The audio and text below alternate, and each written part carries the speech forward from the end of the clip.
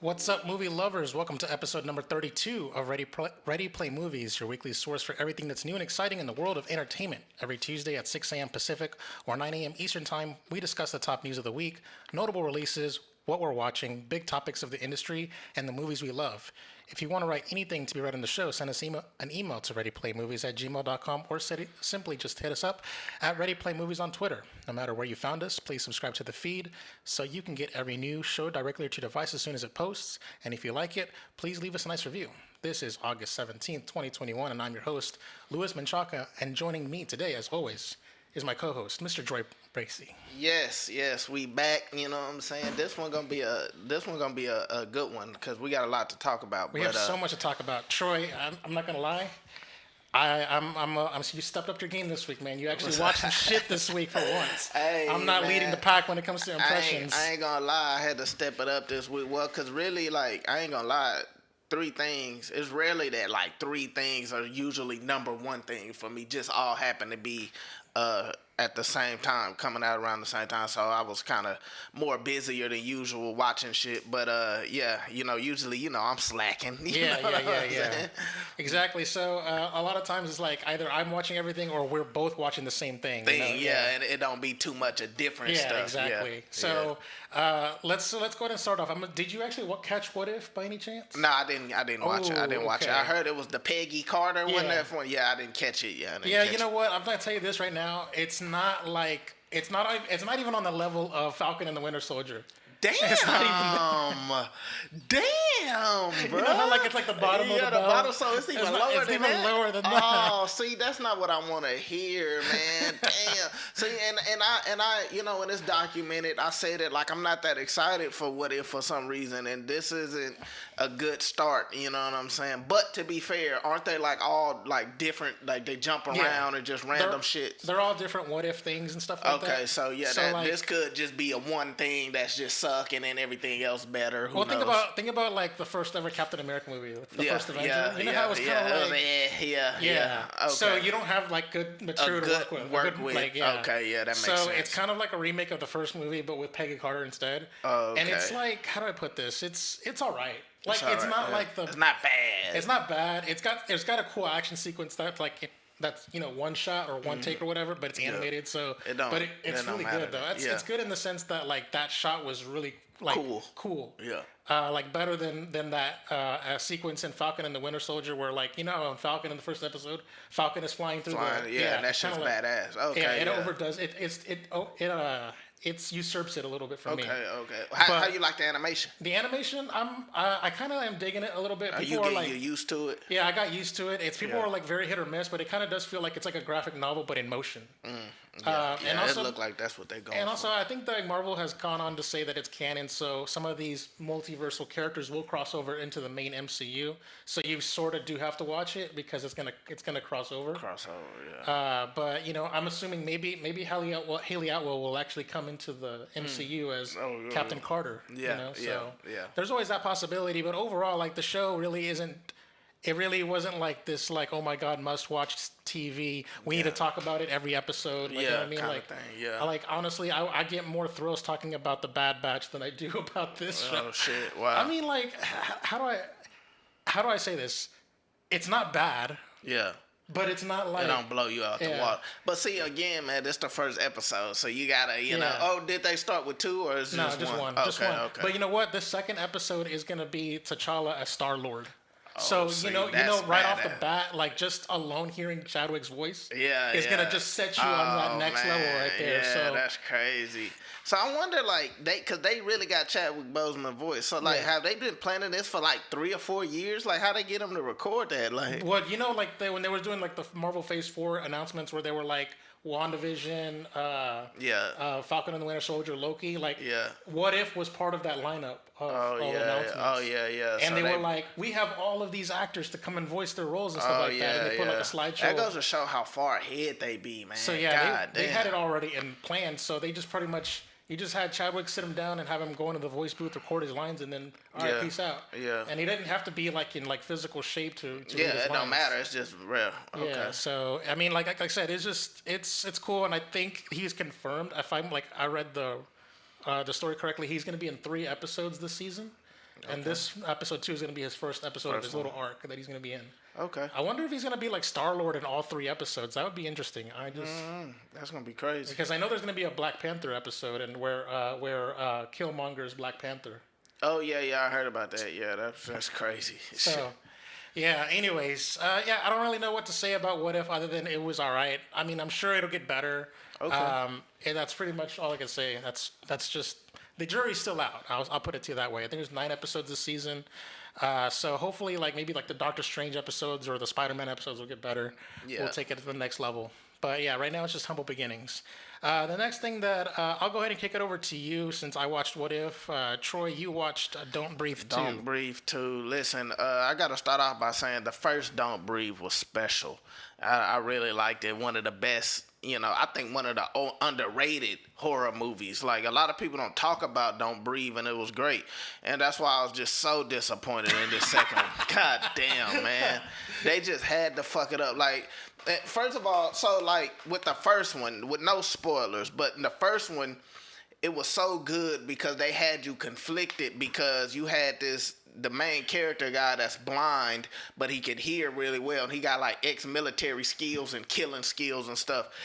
It put you in this kind of fucked up position because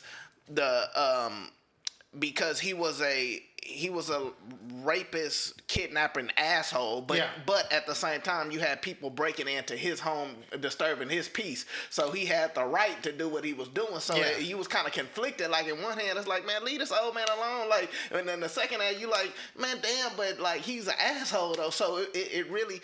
But then in this, it's like really, it's like it's almost like they forgot that they made this dude a serial killer.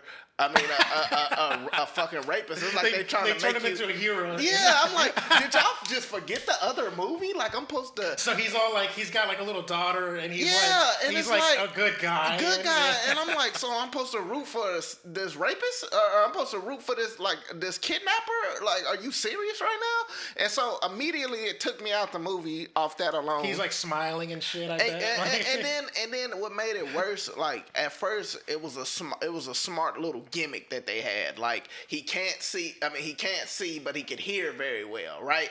But in this movie, like, without spoiling it, it's almost like they just said screw that. Like, the whole notion of like, we gotta be quiet because he can't, because that's what created the horror and the suspense in the first one, because it was like they gotta be quiet and he's right there but he can't see him, and they're like, oh shit, and they're trying to tiptoe around him and not make noise, but he knows someone's over there, but you know what I'm saying? It's so fucking like suspenseful. And so they did away with the suspense. But in this, it's just like he just can see, basically. Like, he can't see, but basically he can. He can just do it. He knows exactly where everybody at. He just know. And I'm just like, oh man, they took away the core essence, the core fundamentals of what made the first one good. And it's like what all sequels do, man. They just abandon what made the first one good, and it start to be all about spectacle and all this other stuff. And you could tell, like, bigger isn't always better than big. Exactly, man.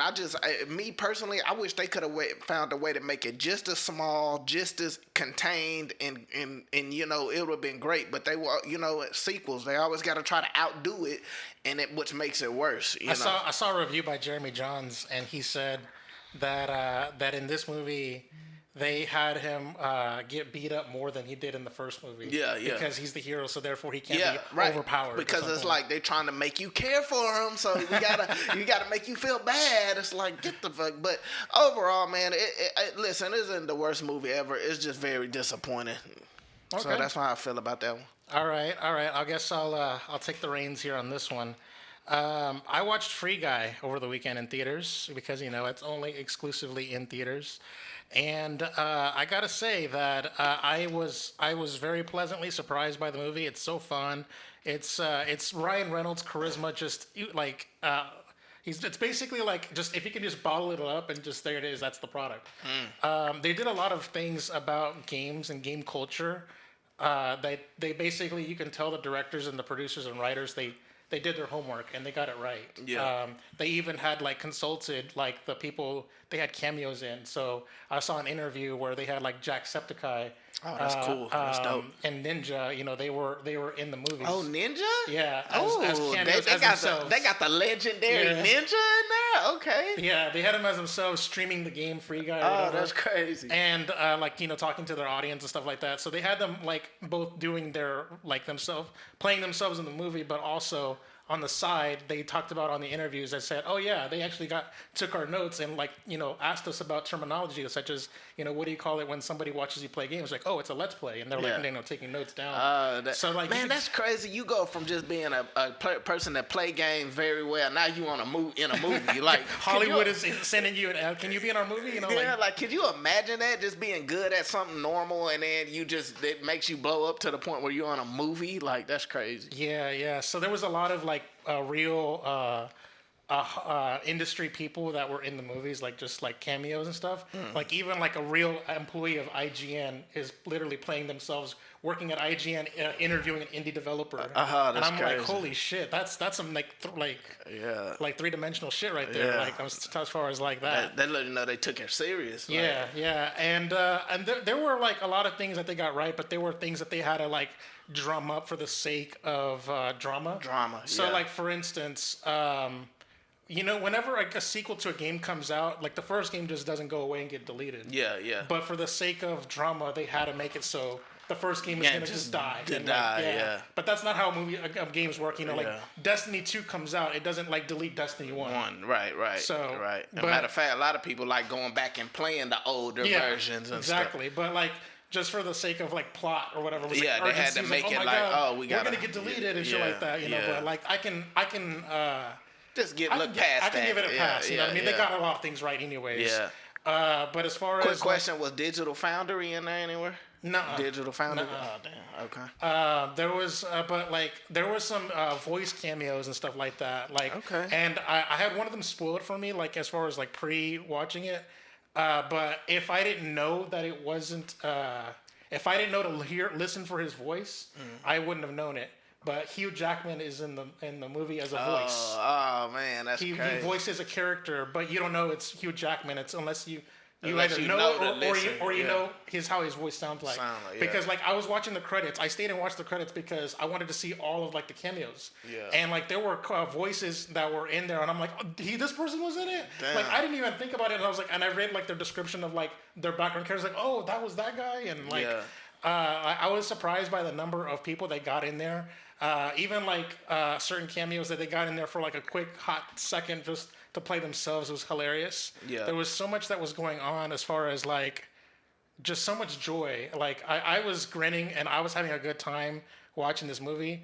Dare I say it, I had a better time watching Free Guy than I did watching Suicide Squad. I mean, that don't surprise me because, I mean, Free Guy seems like that kind of movie, like where it's meant to be fun, just pure joy, you know, and that doesn't, you know, I mean, I don't know about the Rock movie, Jungle Cruise. When you said that, I'm like, come on now, but this, that makes more sense for sure. Yeah, I liked the movie. I definitely will watch it again.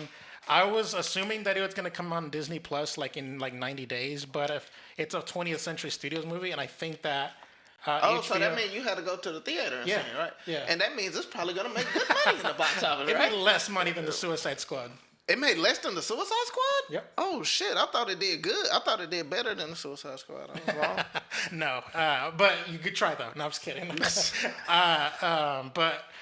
just to finalize or like say everything to say my piece, I would definitely watch it again. I'm going to wait for it to come on HBO Max because I think before Fox got sold off to Disney, Fox sold a licensing deal with Warner Media, so all of their stuff is going to go to HBO first. So I think that this movie is going to come on HBO Max later this year as its first run, and then after it leaves, it'll go to Disney Plus. Oh, okay. But it's such a good movie, and I can't wait for like more movies because I think there may be a sequel. We're going to cover it in the news. But, okay. It's a good starting point. I'll say that. Okay. Everybody was top notch. There were so many video game things that just were like. I can't spoil it. Okay, I'm gonna just say this. My only criticism about the movie was I think they got Taika Waititi wrong he was the Taika Waititi is a great actor and a great director, right? And he's so eccentric, but he was cast as the villain, and I don't think he plays a douchebag very well. He was like a corporate evil douchebag, and he doesn't. There are better actors that can play that role than him. So yeah, that's all I got to say about that. Okay. So I'll go ahead and kick it off back to you here. Well, the next one I seen, I didn't finish it because it's a docu-series, but it's a J.J. Abrams produced docu-series called UFO, and it's on Showtime, and it's about like it's basically about the UFOs that has been spotted over the years, and it's about how, you know, kind of like the U.S. government tries to cover it up, but it's so obvious that like these, you know, UFOs are really exist, and more than just, it touches on more than the fact that it's UFOs, because UFOs is anything that you just don't know what it is in the sky, right? But they're touching on the fact that no, these are, you know, this is aliens, like this is, or to say, put it like this, it's technology that doesn't exist on Earth. The way they're these UFOs that they're seeing able to move in ways that can't possibly be moved with technology, maneuvered with technology on Earth, and the way that they don't have sound. You know, they don't have like anything you hear in the sky, you're going to hear some kind of sound, right? And they're just ultra silent.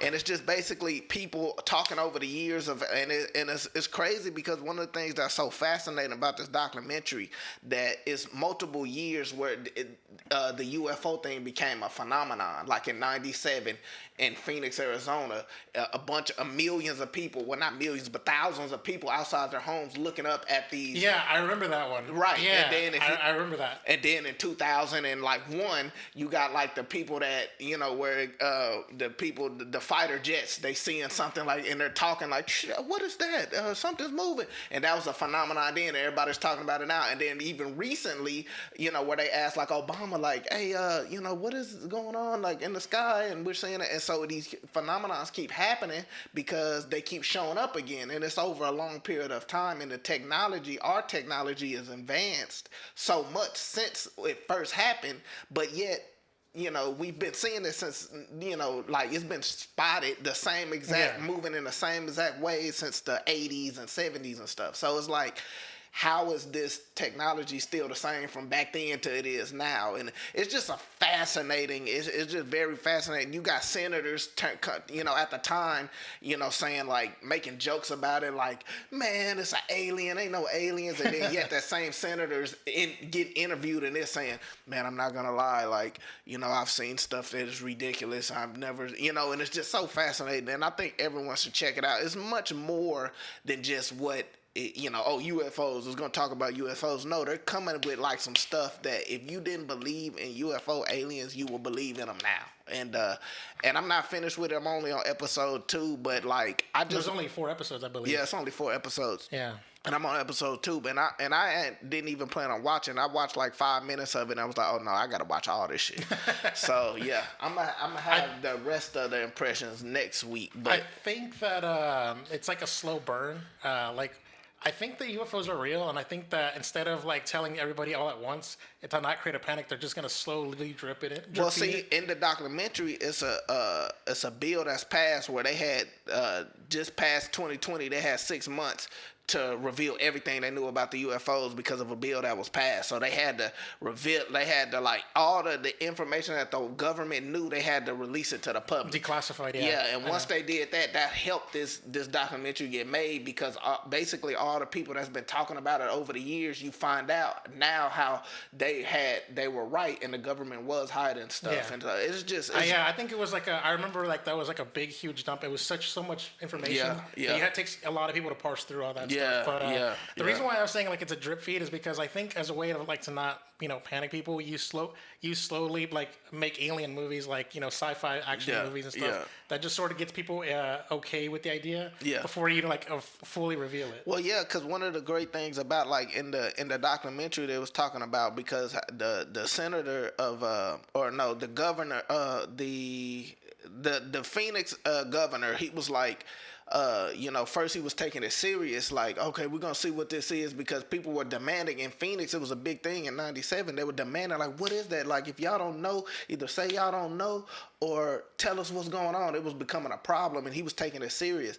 And then out of nowhere, he had a press conference, and he just changed completely to like, he made it like a joke, like he brings out a fake alien, and they was playing, and like it's a theory going on, like the government told him to like, no, like, shut that shit down. Yeah, and, no, I hear about those things too, by the way. Yeah. Like I even heard that Trump was about to say it publicly, but then he got like told not to, or whatever. Like if you think about like Space Force or whatever, like right. Like he was acting on stuff that we didn't know, but we thought he was like a fucking. We already have so little credibility with him that anything he says it's like you think he's a dumbass or whatever. He's a dumbass, yeah. But like that being said, though, I think there was like a story we covered on the Games podcast where like somebody from the Israeli government said that like he was formerly of the Israeli government, where he said that there is actual aliens. The U.S. and Israeli have been in contact with them and made deals and stuff like that for peace, sake or whatever. I mean, I don't know if I believe that, but one thing that they do talk about in this documentary is how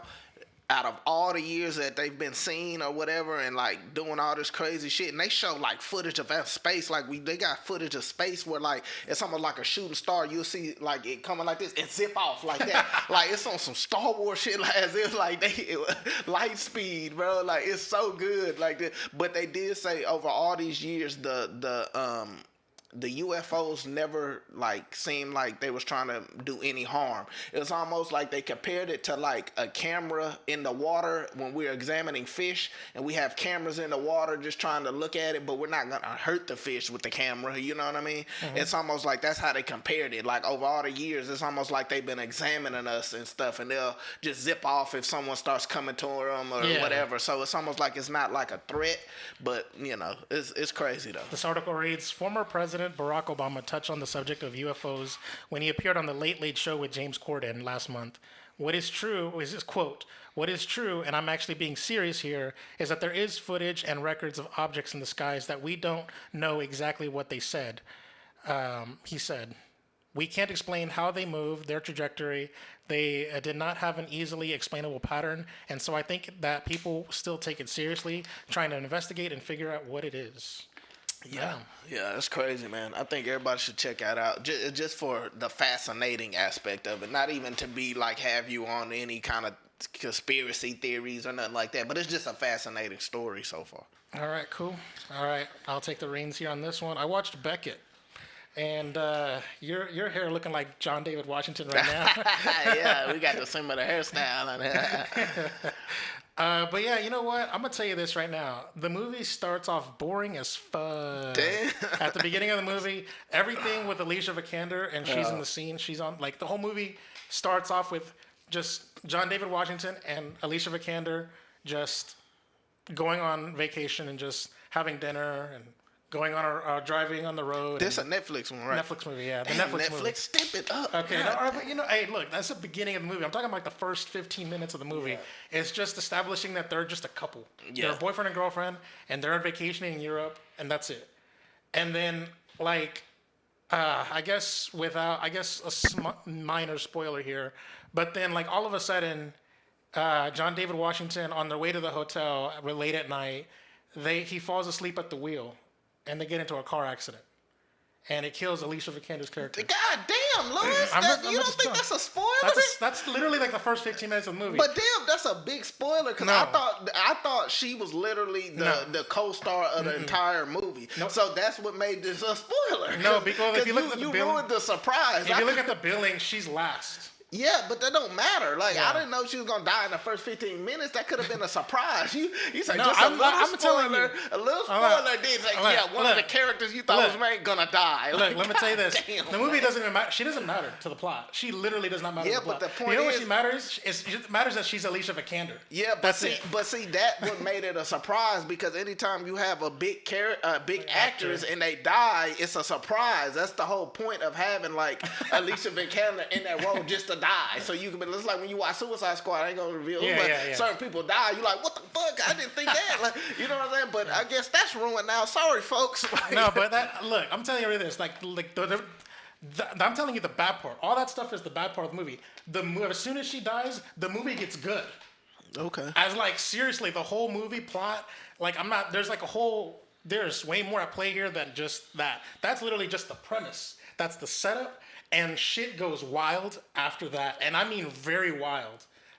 There's so much plot that I'm not telling you. That's literally just the premise. Is a couple goes on vacation and then they get into an accident, and then next thing you know, like as you see the trailer, someone's trying to kill John David Washington's character, and he doesn't know why is he being hunted down? You know, he was in a car accident, and then interesting. So it's like a whole like Europe trotting adventure and action and intensity. The soundtrack definitely conveys like that edge of your seat, like clenching your teeth moments, and I really think that the movie really was good as far as setting the mood. It was so much at play, especially where there was like there's a lot of characters that were speaking in like Greek, and of course John David Washington doesn't speak Greek, but they don't put the subtitles in for the audience. Oh, that's cool. So like, I like you're when like they you're do feeling stuff that, like you don't know what the Yeah. fuck going like hey he feel basically. Yeah, exactly. So it puts you in his shoes. So this movie does so much. This movie does so much so well, especially towards the end where like there's so much at stakes and like there's a lot of like four-dimensional chess being played. Now I'm gonna say this: there was one stunt in the movie that was so unrealistic. But the whole movie is pretty feeling. It feels so grounded. It feels so realistic. It feels so intense. But there's this one stunt at the end that's just kind of like, man, they jumped the shark. It was the last stunt of the movie, but it felt like they jumped the shark. Yeah. But also, I just want to give a shout out to John David Washington, man. He delivered a very heartfelt, very like heart-clenching performance. There's a scene where he's just breaking down, and you just feel those tears, and you're like, damn, man. John David Washington's a good actor, man. He elevated that content, like he elevated the script. He made it better. Yeah. So it's on Netflix. You can watch it. I would just say if you're bored with the first 15 minutes of the movie, just deal with it.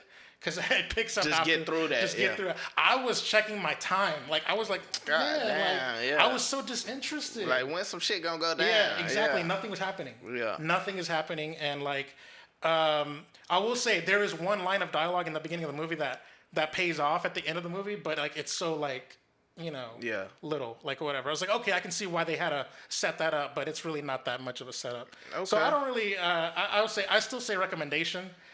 Would I have gone to see? I've seen this movie in theaters. I don't know, to tell you the truth. I don't know, but I still liked it. Okay. So yeah, go ahead, Troy. I'm gonna talk about a documentary called Val. This documentary here is a masterpiece. It's gonna get nominated at the Oscars for best documentary. Yeah, right. It's a masterpiece, and it's really fascinating because it's almost like it's about the actor Val Kilmer. And how he developed throat cancer over the years, and it kind of it messed up the way he talked. He kind of got to use one of the talk, and you still can't barely understand him.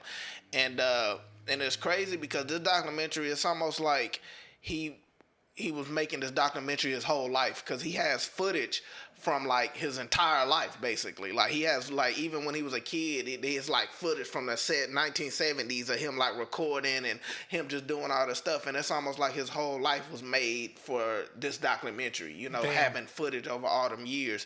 And one of the things that's so fascinating is that how heartfelt it is. Like you just think like, oh, okay, it's about an actor. It's about an actor who gets throat cancer. Okay, and it's like, okay. But as you watch it, you kind of find out like some deeper things that's much more heartfelt. Like, not to reveal, what happened, but the documentary almost started as like almost a documentary about one of his family members. And I'm like, what the fuck is this documentary about? Him or one of his family members? But it's all set up because that family member dies. Oh, shit. And it's like... Spoiler, I'm just kidding. You know what I'm saying? But it's almost like, it just hits you, you know what I mean? Do they reveal that they're dead, or do they reveal like during the plot like of the sequence that they die later on? Or do you know? No. Is it like one of those like dramatic irony where the audience knows this family member's gonna die? No, they just reveal that he says it like, and then he passes away, bam, like Wow. and it's not even like in the middle. It's like it's set up. It's all at the beginning. It's all like set up, okay. it's set up at the beginning, and then it's still revealed at the beginning. But like the documentary almost starts off talking more about this family member than himself, and until he reveals that family member died and whatever, and it's great because you kind of find out that like, oh man, he was talking about him in past tense the whole time, and now it makes sense. Oh, okay. But and then it's just heartfelt moments all throughout the movie, like a scene where he meets his daughter, and you're like, what the fuck? I was gonna talk about that next because they officially put that scene out on YouTube for everyone to see. The scene where he meets his daughter. Oh, really? I know that. But yeah, so it's just throughout it's much more heartfelt than I thought it would be. And I was only fascinated to see it because Val Kilmer was a big actor in the 90s and early 2000s. And I always wondered what happened to him. He kind of just fell off the face of the earth. In the 80s, he was in Top Gun. And then in the 90s, he was Batman. And he was in all kind of Heat and all kind of stuff. So that's why I was fascinated to watch it, but I didn't expect when I watched it was gonna have all these moments where you almost want to cry, and I didn't expect it to be funny. It's humor in it, it's actually like Val Kilmer. The footage he captures just captures the personality of who he is, And one of the things that was great is he still has that same personality even with his throat cancer and he's all messed up. He's still doing the funny stuff that he did, and like some of these old footages of him auditioning for Top Gun and and you see all this just different stuff, and it's like, damn, like it's great how he have all this footage, and so it's just great, man. It's a masterpiece. I say everyone go check that out. It's a great. It's on Amazon Prime. If you have Amazon, Troy didn't know this, but apparently when you buy Amazon like Prime for like shipping, you get Prime Video for free. We included as part of that, so you can literally watch it on Prime Video right now. So I'd suggest everyone check it out. One of the or if not the best documentary out this year so far. All right, and the last bit of impressions here, and I think this might be the longest we've ever been on impressions. By the way, we're 30 minutes into the show. The last bit of impressions that I have is the Bad Batch. The Bad Batch it had its finale, and I watched the final 3 episodes in one sitting, and I'm glad I did because it's a 2-part finale. It's a 2-part finale. But you didn't watch the last. But the third to last episode was also a cliffhanger that goes into the 2-part finale. So if anything, it's a 3-part finale. That's dope. So, and I'm so glad I watched it because it was all like, there's no, in these last 3 episodes. Just spoil the whole 2 episodes because I'm trying to hear. Hell no. In the last 3 episodes, they're all like main quests. You know how like they've been doing like side quests and like, no, this is all main story. Yeah. And there were so many payoffs to the things that happened within the show that like it all just sort of culminated in like these perfect arcs and this beautiful like story that was just so like just tugs at the heartstrings when there was like a final confrontation that happened that was like there was a final confrontation that happened between the Bad Batch and Crosshair. Of course that was going to happen. Yeah. And it was such an emotion, and it was an emotional one. And it was well deserved. And like he was like, how like in X-Men Days of Future Past when Magneto said when there was like a scene in the airplane with Magneto and Professor and he Xavier, had it all shaking. Yeah, and shit, he's like, no, Charles, you betrayed me. They pointed the finger at each other and said, you betrayed me. No, you betrayed me. Yeah. And like that was just perfect. Yeah. It was so good, and there was character development for the I forgot it. What's the name of that little girl? The little girl from the Bad Batch. I can't remember her name anymore. I haven't seen the show in so long. I don't forget her name. Yeah, the little girl. Yeah, the little girl, and so there was this moments between her and Crosshair that was really good, and I didn't think they were gonna do that. There were moments that like helped cement her growth in in her leadership skills that they were building up throughout the whole season, and then also there was this character that almost you think that we're gonna die, and I'm like, oh my god, they're gonna kill him, and then it was so, and if they killed him, they would have been able to get away with killing them, and then like no one would have like been like that heartbroken, but the way they did it, the way they were about to like they were dying, and they were all like falling and dying, and I'm like, oh my god, and also real talk. This show has done a thing where because it's a kid's show, they can't show somebody just getting murdered but they were like they didn't show it. Like They just showed off. They showed off camera. You know how like in episode 3 when Anakin just strikes the lightsaber at the little kid and then they cut away.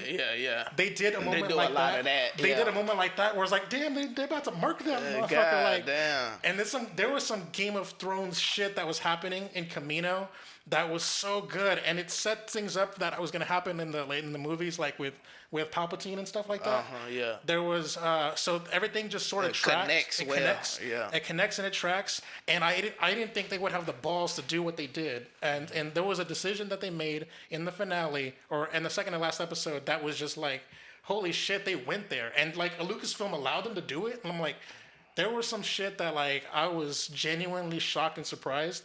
This show stuck the landing, like that's good, way better than any of the Marvel live action shows I've done. Yeah, I will say. Yeah, and you really should check it out, man. It is S tier, like peak Star Wars.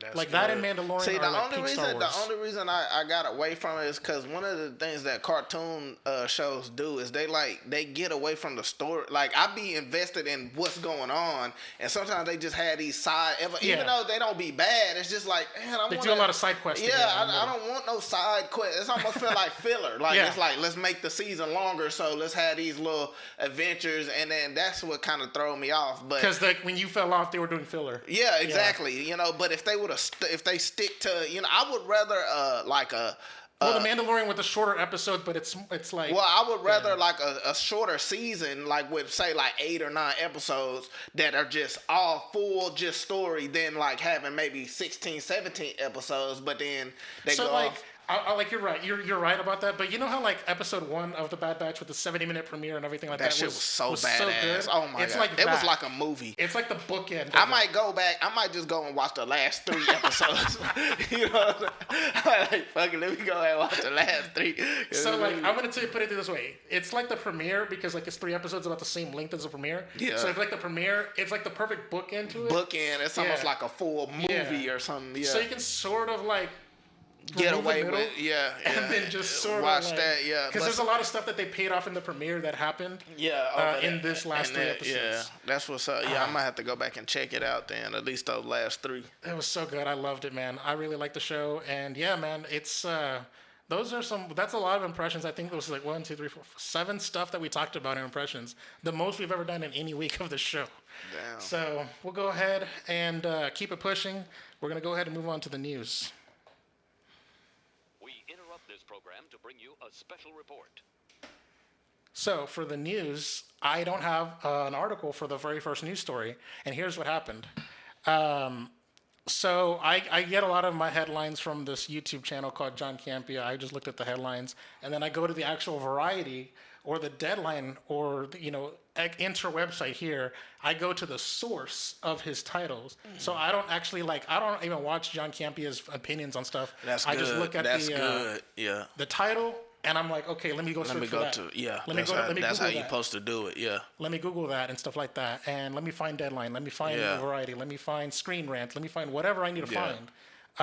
And here's the thing, I had to go in there, and I couldn't find an article that gives me the headline. And I actually watched John Campia's video because I had to, because I couldn't find that source. And number 2, the source within the John Campia article said Variety reports. So, and I shit you not, I went to every I manually searched and looked at Variety.com. Could not find a source. So either A, that made me question the validity of it, or B, either A, it's wrong, that the source is wrong, that John Campia's wrong, or B, Variety took it down. It's one of the 2. Yeah. One of the 2, and I don't know which one. Yeah. So we're gonna go ahead and all we could do is go based off what we think. So we're gonna go by the headline. We're gonna treat it as rumor. That's all we can do at this point until we have something more concrete to go by. Right. But the rumor is, and based off of the John Campia video, is that Disney gave Dwayne Johnson a new deal for his Disney Plus stuff, but not Scarlett Johannson. Again, I looked all over the internet. I couldn't find Deadline. I couldn't find Variety. I couldn't find anything. USA Today, New York Times, nothing. I found nothing to substantiate it other than this John Campia video. So that being said, Troy, I'm gonna kick it off to you first. if this is true, do you think this is sexism? Is this a double standard? What Oh, are yeah. your thoughts on this? Oh yeah, it's definitely a double standard. You know this, and then what makes it worse? It doesn't only make it worse. It isn't just bad because Dwayne The Rock Johnson is a male and Scarlett Johansson is a female. But what makes it even worse is the fact that Dwayne Johnson is a star, so it's almost like they treating him better. Like, even though Scarlett Johansson is just as much of a star, so it's just terrible. It's. Well, I mean, like Dwayne Johnson, I think has more star power than Yeah, ScarJo. more star power, but I'd say he's the biggest. Him and Will Smith are like the biggest movie stars in the world, right? yeah, to me, I probably had Leo over both of them, but the thing is, like, and I agree, he is a bigger name, but see, the problem is the fact that it doesn't matter. Like, you did you know what I'm saying? You renegotiated a deal with him, and then you're not gonna do it with her. Like, that's some bullshit. And you know what it seems like to me? What they did, like, this is like just off the top of my head, it feels almost as if they said, okay, she gonna make enough money. You know what I'm saying? Dwayne Johnson, he'll make enough money too, but we need him in more films, and we want to stay in good graces with him. So let's renegotiate this deal with Dwayne The Rock Johnson. With Scarlett Johansson, she gonna make enough money. It's whatever she got, because they remember they revealed that they gave her 20 million. Yeah, she got 20 million already. She shouldn't do no complaining. This our last movie with her. She should be good. But Dwayne The Rock Johnson, we might want to use him again in the future. We don't know how much money this movie, Jungle Cruise, gonna make, because that shit trash. So I'm not saying it's trash. I ain't seen it, but I'm just saying, like, they probably knew, like, this might not be the biggest hit. We want him. We don't need him suing us. We want him on our side. But Scarlett Johansson, whatever, And so they're willing to go back to the table with Dwayne The Rock Johnson, but with Scarlett Johansson, they basically had the kind of attitude of, like, be grateful. You already getting 20 million. We in a pandemic. Just deal with it, right? And it's like, that's not how business work. You know what I mean? And so this makes them look even worse. It's almost like each week something comes out that makes them look worse. Like what the fuck, man? Like, they need to put especially Bob Chapek. He the main motherfucker. Like, he need to put his pride to the side and just come back to the table and renegotiate. Because I feel like if they do that, they're gonna drop the charges. That's all they want them to do. Trust me, they don't want to go to court. That's more money. And Scarlett Johansson and her lawyers have, like, said publicly that they have tried to approach Disney to renegotiate the deal. Whenever that announcement to Disney Plus Premier Access was done, they have said, like, we've tried to contact Disney and they won't return our calls and stuff like that. See, so that's fucked up. That's really bad. But also just to sort of, like, give Disney not a pass, but a little benefit of the doubt. And then, like, I'm gonna say this, like, as like the most stretchingest thing I can think of is the fact that Jungle Cruise came out after Black Widow.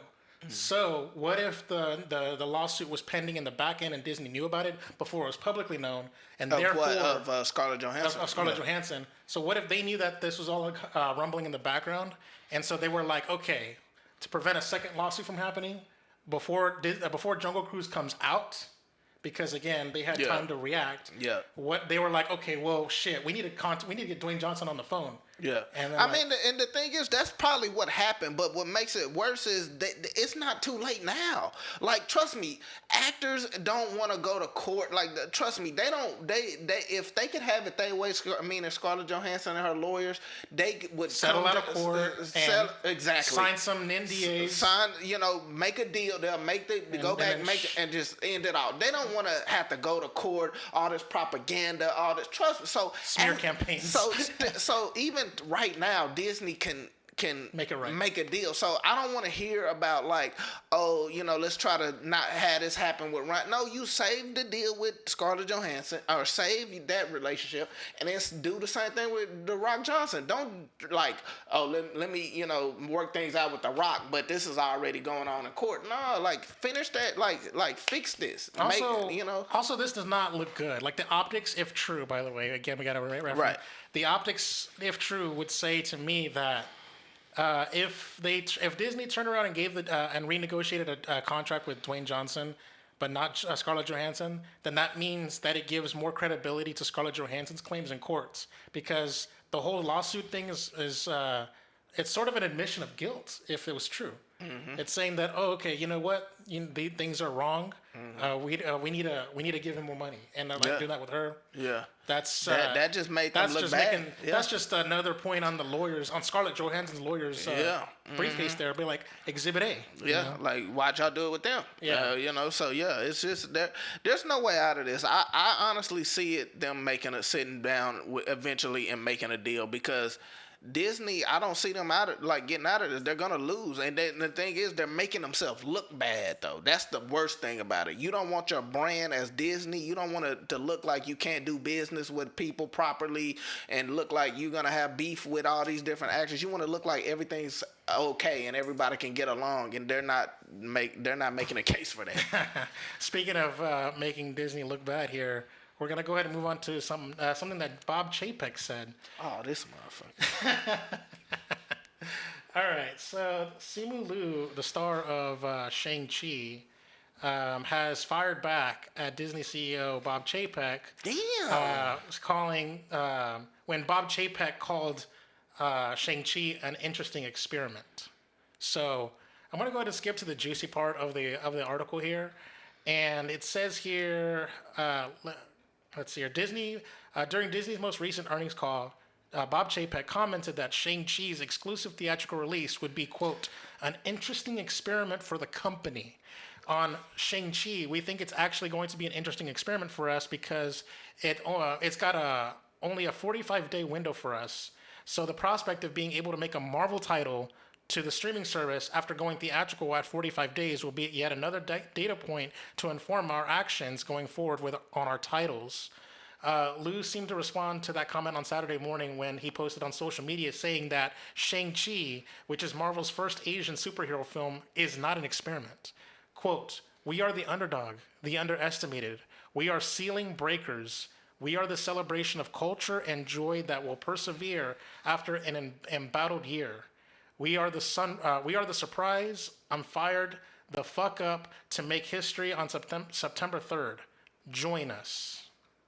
That's what he posted on Twitter. So basically he's saying that, he's like, motherfucker, we're not an experiment. Come watch our movie. And this one, I'm not going to lie, this kind of feels a little like a little marketing blitzy for me, like as far as telling people to call to action to go watch the movie. But I mean, it's definitely. I mean, listen, I agree. That do sound like that. That sound like they're like some marketing propaganda bullshit. But I will say this: if it is true, like if it is, what's the name? And I hate defending Bob Chapek, whatever the fuck his name is. Like that dude is so far like he's been proving me wrong. Because I remember we did we talked about this guy a while ago, and my stance was get a dude a chance. You know, because it was already bad shit about. We had a topic on this. Yeah, and I'm like, get a guy a chance. But so far, I'm like, damn, every chance this dude is a dumbass. Every time he's in the news, it's for the wrong reasons. It's for the wrong reasons. But this specific instance, I feel like if this is true, what's her name from Shang-Chi is being a bit sensitive. Like, dude, because really you got to look at the context of what he's saying. He is saying that it's an experiment because this is the very first Marvel movie that's going to take place in this 45-day window. Yeah. So, he mean experiment in the sense that, release strategy. Yeah, see how this do, right? He would have said the same thing if this was Avengers Infinity War. If this was anything, Captain America, he would have been like, this is an experiment because it's something, a new situation that all theaters are about to have to start to deal with now. Is this 45-day window to see how much money the movie can make in this window, see how they should go about releasing movies going forward because of this 45-day window. That's all he's saying. He ain't saying it's an experiment we don't Asians, know. Yeah, we don't know if they're gonna like it. Because this is Asians. That's not what he's talking about. When you first read the headline, did you think that's what he meant? meant? I thought that's what. Yeah, I thought I'm like, damn, there's some whole ass. Like if he's saying that, there's some racist shit. You know what I mean? Like goddamn, could you imagine if they say that about Black Panther? Like just an experiment. But then when you read the article, it's like he's clearly talking about the experiment of releasing it in this whole 45-day window, then going to Disney Plus. Yeah. So that, I honestly feel like they're being sensitive if this is true and not some marketing thing. And not to mention, Simu Liu is calling to action. I don't. I get it. It's obviously going to benefit his career on all that stuff. Don't get me wrong, and also it's going to make him look good to Disney and the franchise as a whole. Yeah. Don't get me wrong, but I think I could have done a little. I could have done with cut the second half of it away. And just say, fuck you, and then fuck you N-word, and then that's it. And then leave it at that. You don't have to say, come watch our movie. Come on, cause that's what almost made it seem like what you were saying, like some marketing shit. Like this is all part of their plan to try to get people like, oh no, I want to watch this now because he said that shit.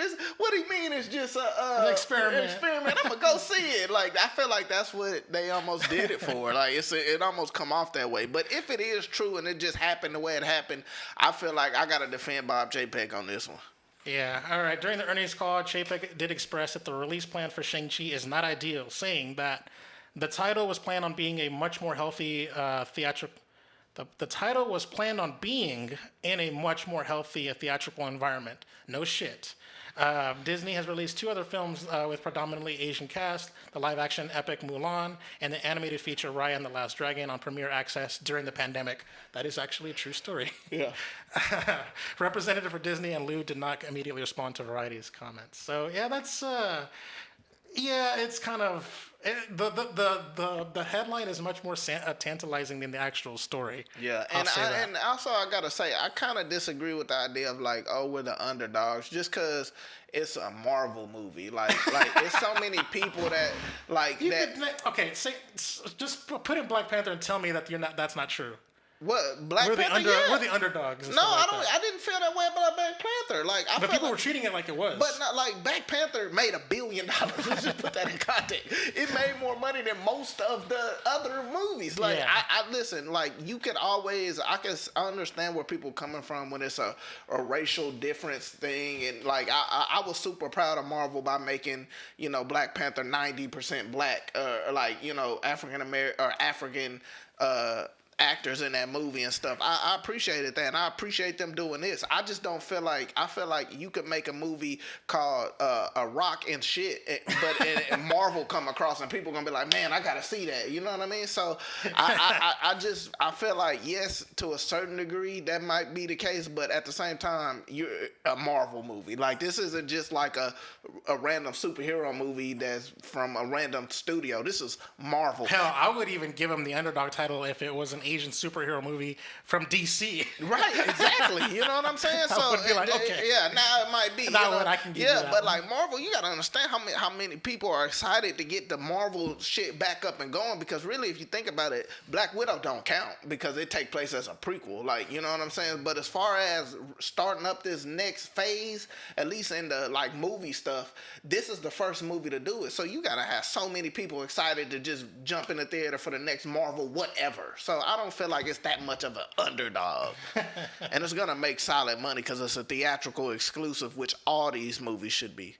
But. All right. And the final bit of top news that I have for you guys is the live-action Avatar cast has been announced.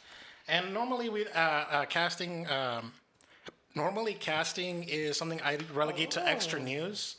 But the reason why I wanted to talk about casting here is because the cast is like very ethnically diverse here. So Gordon Cormier is cast as Aang. Let's see, her name is Kia Wentio is cast as Katara. This is Ian Ousley is cast as Sokka, and Dallas Liu is cast as Zuko. Now, here's the thing. A lot of these actors I've never heard of before, but apparently some of these guys actually do have like actual previous like work experience in doing other TV shows. Yeah. I have not heard of them, but hey, there you go. But what's really interesting is that like with the first Avatar movie with the M. Night Shyamalan directed movie. Yeah, that trash. It was trash, yeah. God damn. It was so whitewashed. Yeah. And I feel like, number one, you're casting the age-appropriate actors that are actually the age of the characters. Yeah, not trying to make them like they're the age. Older, like Ahsoka being, back from Twilight. Right, yeah. So, you got the cast age ethnicity correct, and 2, you got the age correct as far as like, not like Aang's a little kid, Right. You didn't get a midget to play him or something. Exactly. So I just wanted to say, like, just looking at some of these like screenshots of like They got it right. they got it right. Yeah, I saw some other ones where it's like the other where you saw like this guy was next to what is it? Yeah, this guy was next to Sokka and like he was like looked like him and stuff like that. I was very happy with the casting, and I just wanted to give a shout out to them. So far, there's still no release window tied to this Netflix series, but overall, like, what are your thoughts on the casting? Listen, anytime, mainly for shows, but overall, like anytime you see a cast and don't recognize any of the cast members, to me that's always good news, right? Like for directing, it's a bit different, right? When I see a director and I never heard of them, that's when I'm a bit like, oh, I don't know. But when it comes to actors, if I've never seen, damn, it's like they drew him after him or some shit. What the fuck? Yeah, but anytime I don't recognize the actors, to me, that's always good news. Because I felt like, because you could always go for the big popular name, right? And that doesn't mean that, and to me, that's not a lot of thought and effort into the casting. To me, that's like, oh, okay, this is a big name. Of course, let's use him. You know what I mean? But when the cast is relatively unknown, you could have searched the world for the best actors that might have just never have done anything, you know? And yeah, like she looks exactly like her. So I feel like, you know, this might be good news. I don't never heard of them. They could be the worst actors in history. But just because, you know, we've never heard of these actors, I don't necessarily think that's a bad thing. I actually think that could be a good thing because it means they actually look for the right people and they didn't just get like some big names or try to get, if anything, try to get some names that you have at least heard of, you know. So who knows, man? But in terms of looks, it's just unbelievable how much they look alike. Like they characters, they look exactly like them, you know. And but also to be fair though, I do hope they didn't say, "Man, he looks like him. Cast him."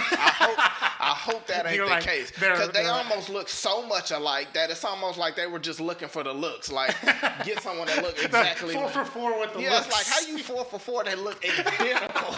Like it's different. Like they look identical. Like it's crazy, man. Like how much they look alike. So for the audio listeners on the video, I'm actually showing images to Troy while he's talking of the actors and next to their avatar counterparts. It's so like it's unbelievable. It's so on point. It's like on point, man. And it's like I hope that ain't the case. I hope they just did such a good job that the acting is good and they look just like the characters. So we'll see.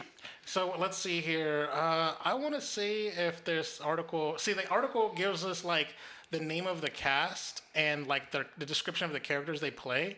But this article doesn't give me like it doesn't say anything about like the actors themselves and their previous roles that they have done here. So I'd have to like Google every one of their names and stuff. So I'm not gonna do that because I'm too lazy to do that. But I just want to say that just based off of like a YouTube video that I watched, they do have acting experience and they've done other stuff, all of them. So yeah, that's good. So there you go. I'm just gonna give a tip of the hat to them for that. So yeah, I just wanted to throw that out there. That's the last bit of top news. So we're gonna go ahead and move on to the extra news, and there are 14 items on the list. Number one, just like the Netflix thing before, and the Netflix thing before. So Disney and Netflix. This is the third week in a row where I have to say a company is requiring its employees to be vaccinated. Yeah. Number one, Warner Media is requiring its employees to get vaccinated. Number two, Disney has reaffirmed that Shang-Chi will be theatrically exclusive. Number three, Venom 2 got delayed 3 weeks to October 15th. So we were speculating. Number four, Ryan Reynolds stated that Disney wants Free Guy 2. Number five, Captain Marvel sequel The Marvels has begun filming. Number six, Chloe Bennett departed the upcoming live-action Powerpuff Girls show for the CW. Number seven, Idris Elba is cast as Knuckles, the Echidna, in Sonic the Hedgehog movie sequel. Number eight, Hotel Transylvania 4 may be skipping theaters as Sony is nearing a $100 million deal with Amazon. Damn. Number nine, Scarlett Johannson joins the next Wes Anderson movie. Cool. Yeah. Number 10, Johnny Depp says that Hollywood is boycotting him in his first interview since losing the libel case. You're so you were tickled by that one. Hollywood's boycott, like literally with signs. No, Johnny Depp. No, they're not hiring him. They're not. Yeah, I know what he means, but it's just the wording that he used, like boycotting them. You could just say blacklisted. Blacklist, he said boycotting. That make it like people got signs outside, like, don't hire Johnny Depp. Number 11, Los Angeles City Council has voted 13-0 to create vaccination requirements for indoor public spaces such as restaurants and movie theaters. Number 12, Emma Stone has confirmed that she will return for Cruella 2. Number 13, Disney Plus reaches 116 million subscribers. Fuck. Number 14, the box office report. Free Guy opened to number 1 at $28 million, and Don't Breathe 2 opened to number 2 at $10 million. Respect at number 4, $8.8 million. And the Suicide Squad loses 71% from last week to this week. I thought it would have been 80. Let me take a look at how much did Free Guy Suicide? Oh shit! The Suicide Squad made $26 million. Yeah, I was wrong. Yeah, so Free Guy did make more. Oh my god! I told you, bro. By $2 million. Yeah, but this is an original movie compared to a big studio comic book movie. Like. That is true. That's true. Yeah, you're right. So Free Guy, I take back what I said. Free Guy did make more money. I thought it was the other way around. Yeah. To tell you the truth. But yeah,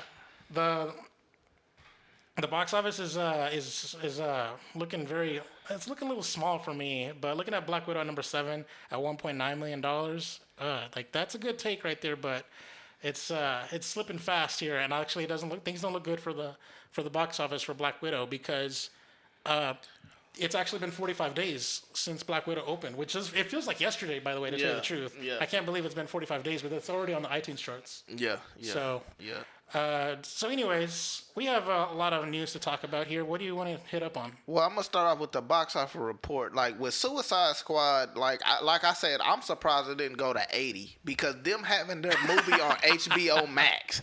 Like you got to think about it. And like I said before, a lot of movies that are successful, it comes from people rewatching them in theaters, right? But ain't nobody, first of all, it's barely anyone that's going to watch it in theaters in the first place because it's on HBO Max. But then even if people loved it, they're not going to go back to the theater. They're going to just go to HBO Max. And watch it again. So, of course, the box office jump is going to die because all the people that seen it the first time is like, all right, I loved it, but now I already seen it in theaters. I'm going to just watch it on HBO Max. You know what I'm saying? So, of course, it's gonna be a huge dive because ain't nobody like me. It ain't too many people like me that just like I want to see in theaters as many as I can. Like it's different when that's the only option. Like if Avengers or if Star Wars: The Force Awakens, for instance, people that love that they didn't have a choice. They had to go back and see that. And, I think Joel seen it like 8 times in theaters. You know what I'm saying? The Force Awakens. You know what I'm saying? I seen it like 4 times in theater because one, that was our only choice if we wanted to see it. You know what I'm saying? A movie like this that's on HBO Max, you lucky if that movie's lucky if people gonna go see it in the first place in theaters. But then that definitely ain't gonna go see it a second time when it's just on HBO Max. So yeah, HBO Max ruined that movie, and all the movies that's coming out on HBO Max are ruined because of HBO Max. So they shouldn't expect no high box office when it comes to HBO Max and Warner Brothers. I mean. Yeah. Yeah, so that's what I feel about that. Also, I want to talk about Captain Marvel, the sequel, The Marvels, whatever. I really hope, because Shazam is doing this shit too, and I'm not gonna lie, I'm not a big fan of it. I hope it ain't, because it's called The Marvels, like plural. Yeah, because you got Captain Marvel, you got Miss Marvel, and she's gonna be in it and the shit. Miss Marvel, Kamala Khan. I thought Miss Marvel was gonna have her own movie. She's getting set up on her own Disney Plus show. Which coming out later this year because it got delayed to 2022. But Miss Marvel, Kamala Khan, and she's going to be in the Marvels alongside, what's her name? Monica Rambeau. From the Widow, WandaVision, yeah. So that's 3 Marvels right there. See, that's what I'm saying. So that confirms they are doing it. I don't like that shit. Like, I don't like that. I'm not a fan of it. The same way with the sequel for Shazam, how, like, there's going to be the Shazam sequel is The Family. Personally, I don't like that. I like their standalone movie. I don't mind characters featured in the movie, like in Spider-Man Homecoming had have Iron Man in it, but it's not like It's not a co-movie. it's not a co-movie. Like Yeah. to me, it takes away the fact that this is her movie. It takes away when you got all these.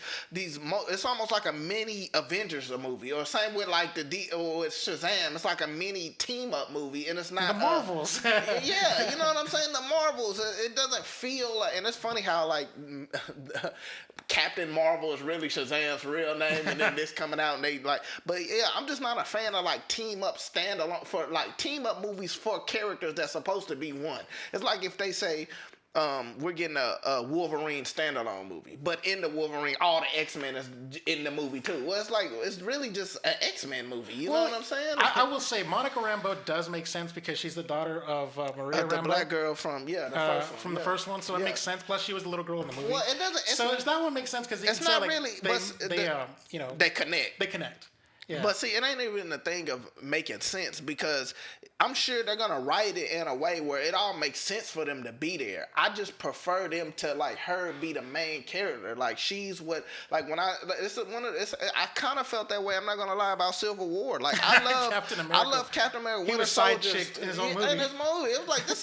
As much as I loved it, I'm like this is just an Avengers movie. It's an Avengers movie. You know what I'm saying? Yeah. Like that's basically what that is. So I just don't like the idea. That's my personal thing. I'm not saying it's gonna be bad or good. Personally, I just don't like when movies make it about a movie that's supposed to be about one character about all the characters. Like hell, I'm not being a hypocrite. I wouldn't even like it if they did a movie like with the Bat family and you got Batman, but then you got Robin, Batgirl, Nightwing, Red Hood, all that. I wouldn't want that. As much as I love all those characters, I want Batman movie to be about Batman, not like Batman and the Bat family. And the Bat family. Yeah. Oh yeah, damn. Oh, you know what? Make that movie. I ain't gonna lie. I'm not. Nah, I would like an idea of a Bat family movie just with the Bat family. I would love that idea. But what if you call something Batman, the Bat family as the subtitle? I was like, come on, bro. I don't.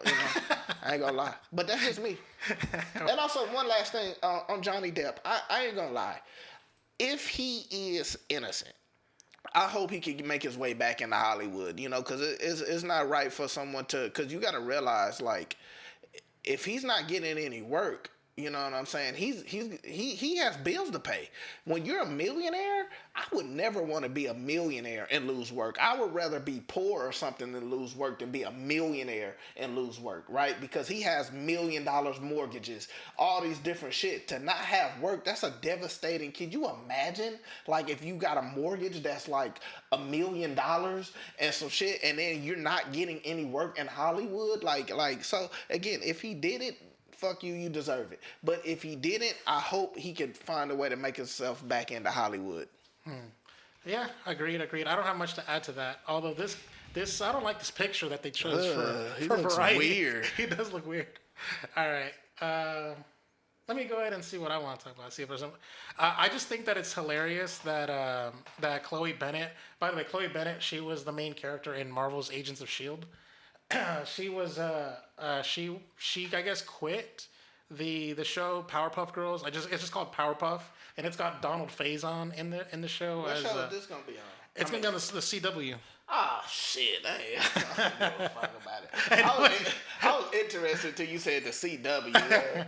It's got Donald Faison as That budget gonna be $20. I know, right? Yeah. Professor Drake Utonium and there's Nicholas Potanay. I mean, she probably quit because the movie. I mean, she probably walked out because the shit trash. CW makes so much trash. She probably like fuck this shit because the shit was probably looking trash and she left. Like yeah. I think the article goes on to say that she quit because they were gonna refilm the pilot. Because they were going to that's bad news. They were going to retool the whole show. See, that's bad. And she wasn't down for the retool. Well, see, that's bad news in the first place. Anytime you do a pilot and people want to redo the pilot, that means that the people at the show network, didn't like it. They didn't like it. Yeah, the network. What you want a pilot to do is have people like, shit, we need to hurry up and make this. This shit's so good. Like, we need to make series. this. Yeah, start the series up ASAP. But you don't want like, oh, we got to reshoot the pilot? No. This shit probably suck. And I don't understand. Why are they so grown? The Powerpuff Girls supposed to be little kids. What the fuck? You got grown ass Powerpuff Girls? Hell, I knew the this shit was gonna be trash, man. Come So, on, bro. I believe these two actresses are still on board for the reshoots.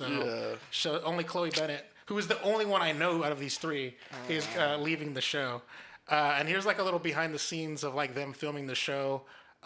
This is like a picture, like somebody on onset picture. That looks atrocious, bro. Of them Like filming Powerpuff Girls, you take away the essence of what that is. You take they're the Powerpuff Girls, not the Powerpuff women. Like, not the Powerpuff I grown think women. the show is gonna be called Powerpuff. Oh, Powerpuff. Yeah, I think that's what it's called. That shit, So. I don't know, man. I don't know how I feel about it. Look. That's basically what they are. Turned them into women. Like, come on, man. God. He want to give them I sex didn't even appeal and notice shit. that picture, by the way. All right, we'll go ahead and let's see. I don't know. Let me see. Let me just scan the extra news one more time. Oh yeah, Hotel Transylvania 4. I just wanted to say real quick. 100 million. Yeah, I think that sounds about right because like the box office for the other movies are like They make good money. They make good money. Yeah. But also just like I think I'm still like a little irked because I think I put it in my top 10 predictions. I mean, we're gonna do a topic of the show about how we did our prediction special at the end of the summer, which is summer's almost coming to an end. But I just wanted to say that I'm like very angry that it Real ruined my quick, stuff. it looks like Scarlett Johannson still getting work. She in a Wes Anderson. It didn't slow her career down, boy. In a Wes Anderson movie, that's a dream for any actor to be in a movie like that with that director. So you got Adrian Brody, Jason Schwartzman, Tilda Swinton, and Tom Bill Murray. Hanks. Oh, Tom Hanks. Man, Yeah, Margot Robbie. Oh my God, bro! This is my most This is one of my most anticipated movies. And the French Dispatch ain't And I coming haven't, and I even say, I was just about to say that I haven't even seen the French Dispatch. Oh my God, bro, he coming strong nowadays, boy. All right, and also I think I predicted 150 million subscribers by the end of the year. It's gonna be a stretch because It's gonna be close. It's gonna be close because they did 12 million subscribers this last quarter. So I don't know. I guess that that growth trajectory is like leveling out a little bit. I don't know if they're gonna make it. Yeah, it's all right though. It's close. It's getting close. Hell, anything over 125 will be a win. So, If yeah. anything, I'm gonna just count 125 million as a win if I get it. I'm gonna say I was right. I'm gonna just call it right now. I'm a bitch. All right, we're gonna go ahead and move on to check this out.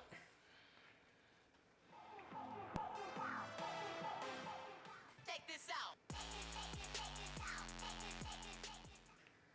So for Check This Out this week, I was very unimpressed by the trailers that came out. And I'm going to tell you this right now. We're not going to spend too much time, but the links will be in the description and in the show notes for you guys to watch these trailers if you want to. But at least the actors are cool. So the first one up is The Survivalist. It stars Jonathan Rhys-Meyers and John Malkovich and Ruby Modine.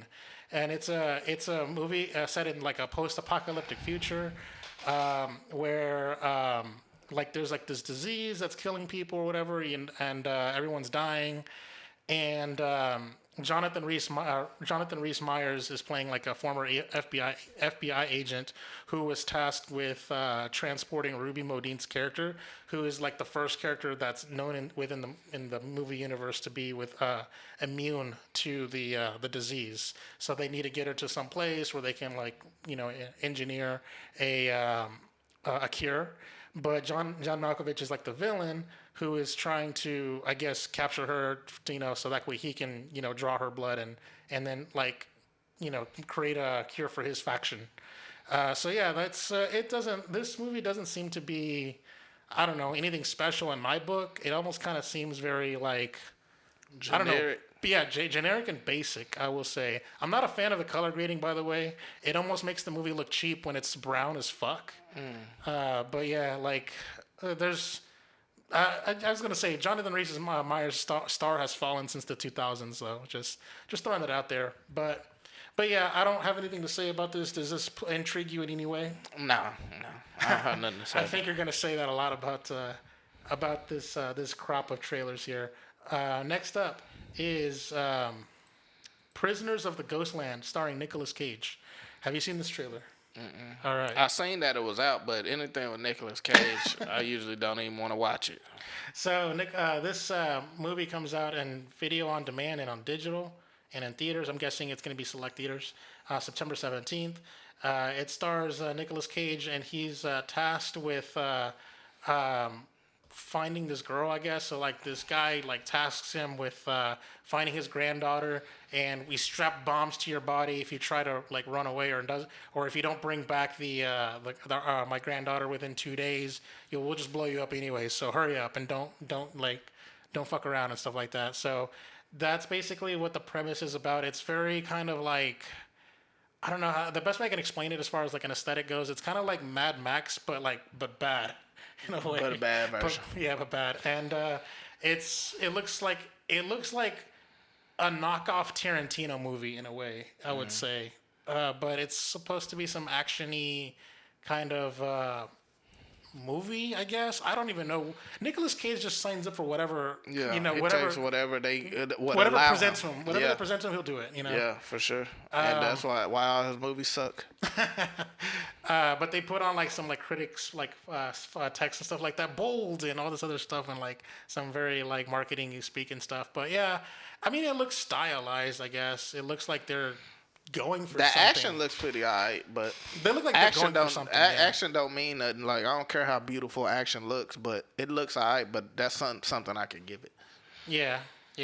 So there's that, and then next up is A Journal for Jordan, and it stars Michael B. Jordan, of all things.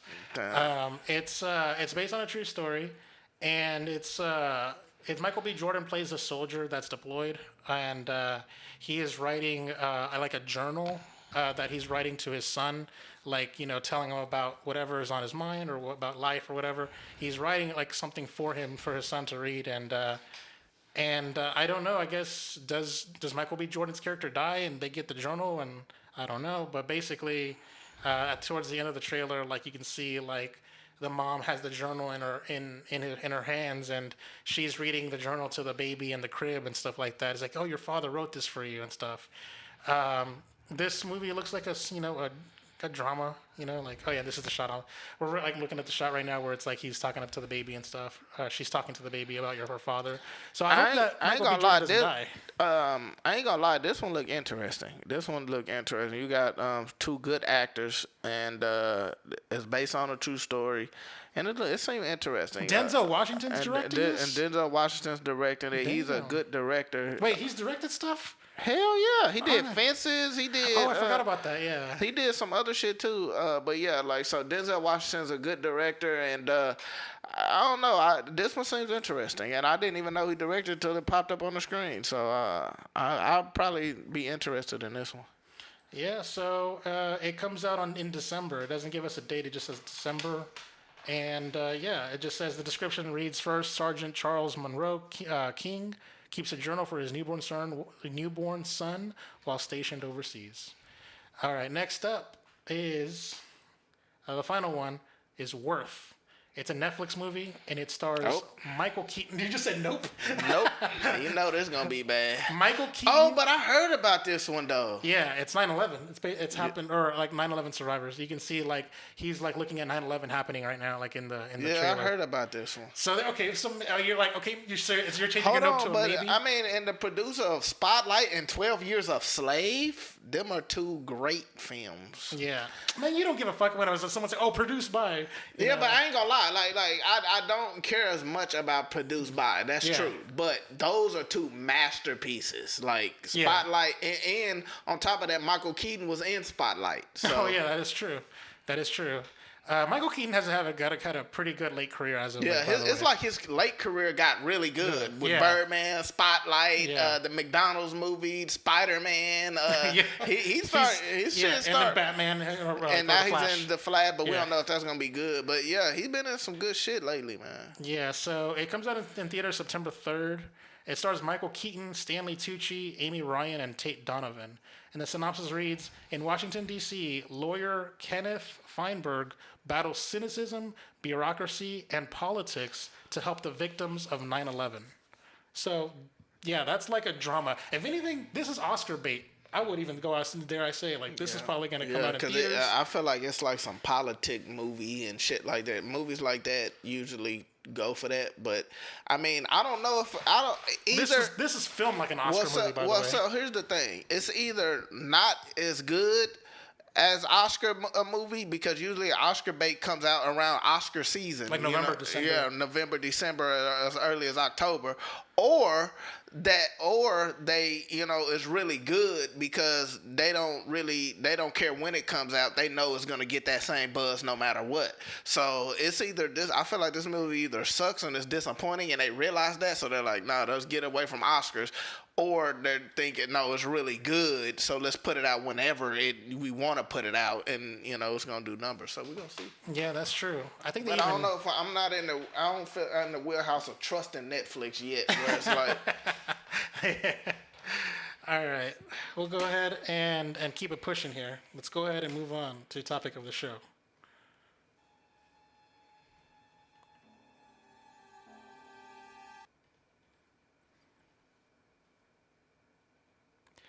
It's time for topic of the show. And yeah, I had to cut the. I forgot I had to cut the music off for the YouTube people because there's a copyright. They do a copyright claim for the topic of the show sound effect. Do they? But do you still have it for the streamers? I mean, for the listeners? Oh yeah, for the listeners. Oh, you guys get the sound effects all y'all want. Cool. The YouTube people are like, YouTube is some hoes. So I wanted to talk about some comic book creators and the royalties for. It's like a big topic that's just recently researched here. I pulled up an article from The Guardian that says Marvel and DC face backlash over pay.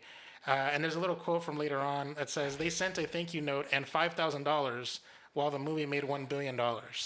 So basically, this is a whole topic based off of the fact that the actual comic book writers, like the actual who wrote the comics, the source material that they base these movies on, they aren't getting any royalties or any kind of compensation for the characters that they created or for the storylines that are being adapted. So basically, I guess that's kind of like the TLDR here.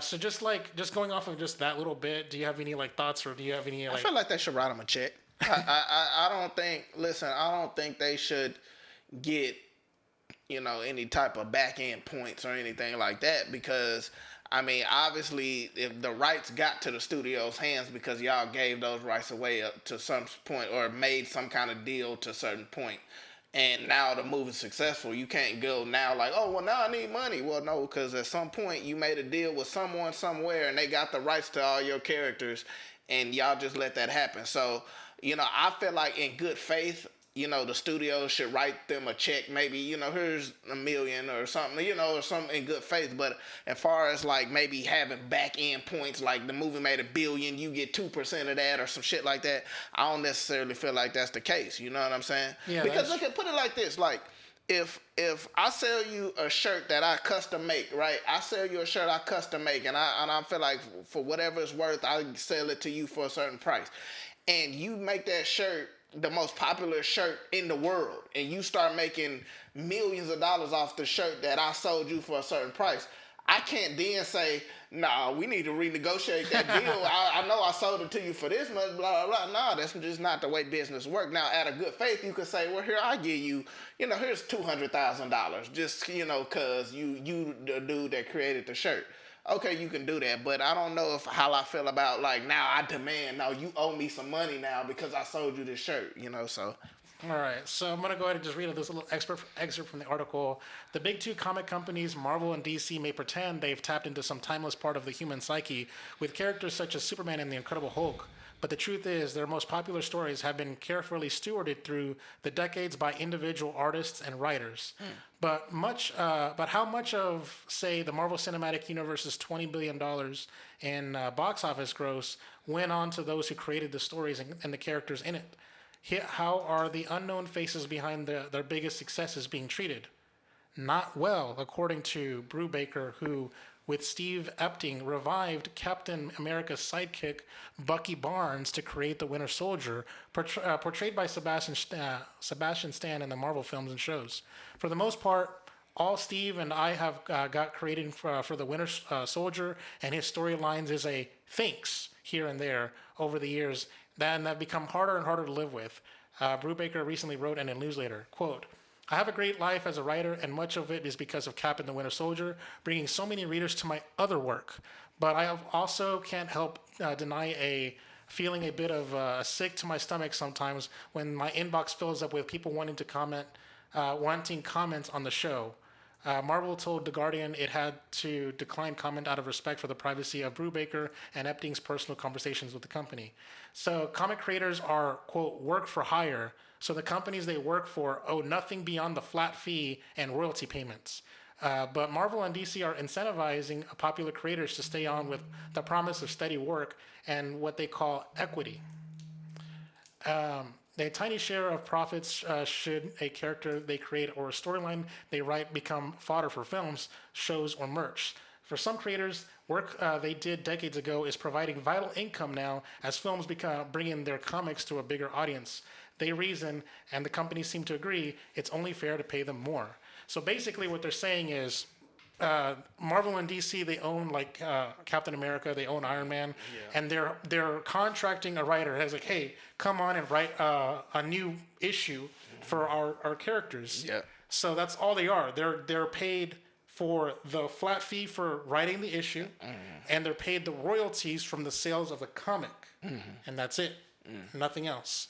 And so when it gets adapted into a movie, it's all fair game for Marvel and Disney and whatever. They don't know the original writers anything. So it's really interesting to think about that because there's been like a thing that I've been like a trend in the comics industry where a comic book writer will come in and work for DC or Marvel or both, and they'll get their name out there. They'll like establish their brand. Things like Mark Miller. You know, he wrote for DC. He wrote like the Dark Knight Returns and all that stuff like that. Yeah. But then Mark Miller would go on to make his own independent comic book for himself. And then is it Mark Miller? It's something Mark else. Millar? No, it's Miller, but it's something. I don't think it's Mark Miller. It's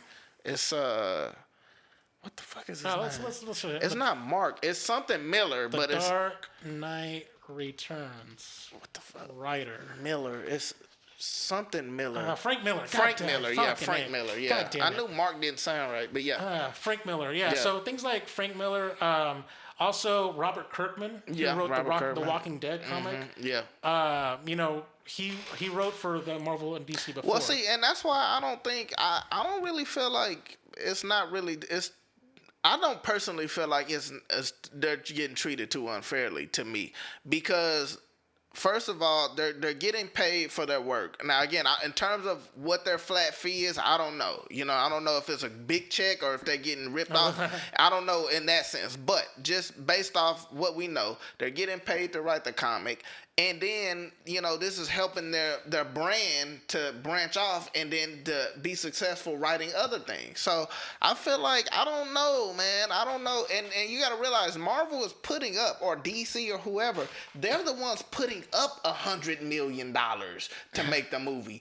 $200 million. If Suicide Squad 2, that bomb, they're the ones taking that L. You know what I'm saying? Do y'all want that L do y'all want that same L that DC's having to suffer right now for losing money for Suicide Squad 2?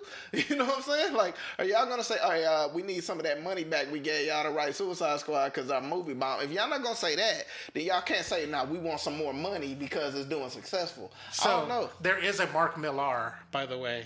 Oh, okay. Who is that? He wrote Jupiter's Legacy. He's like he wrote comic books. I've never heard of him before. But Jupiter's Legacy is the Netflix show, by the way.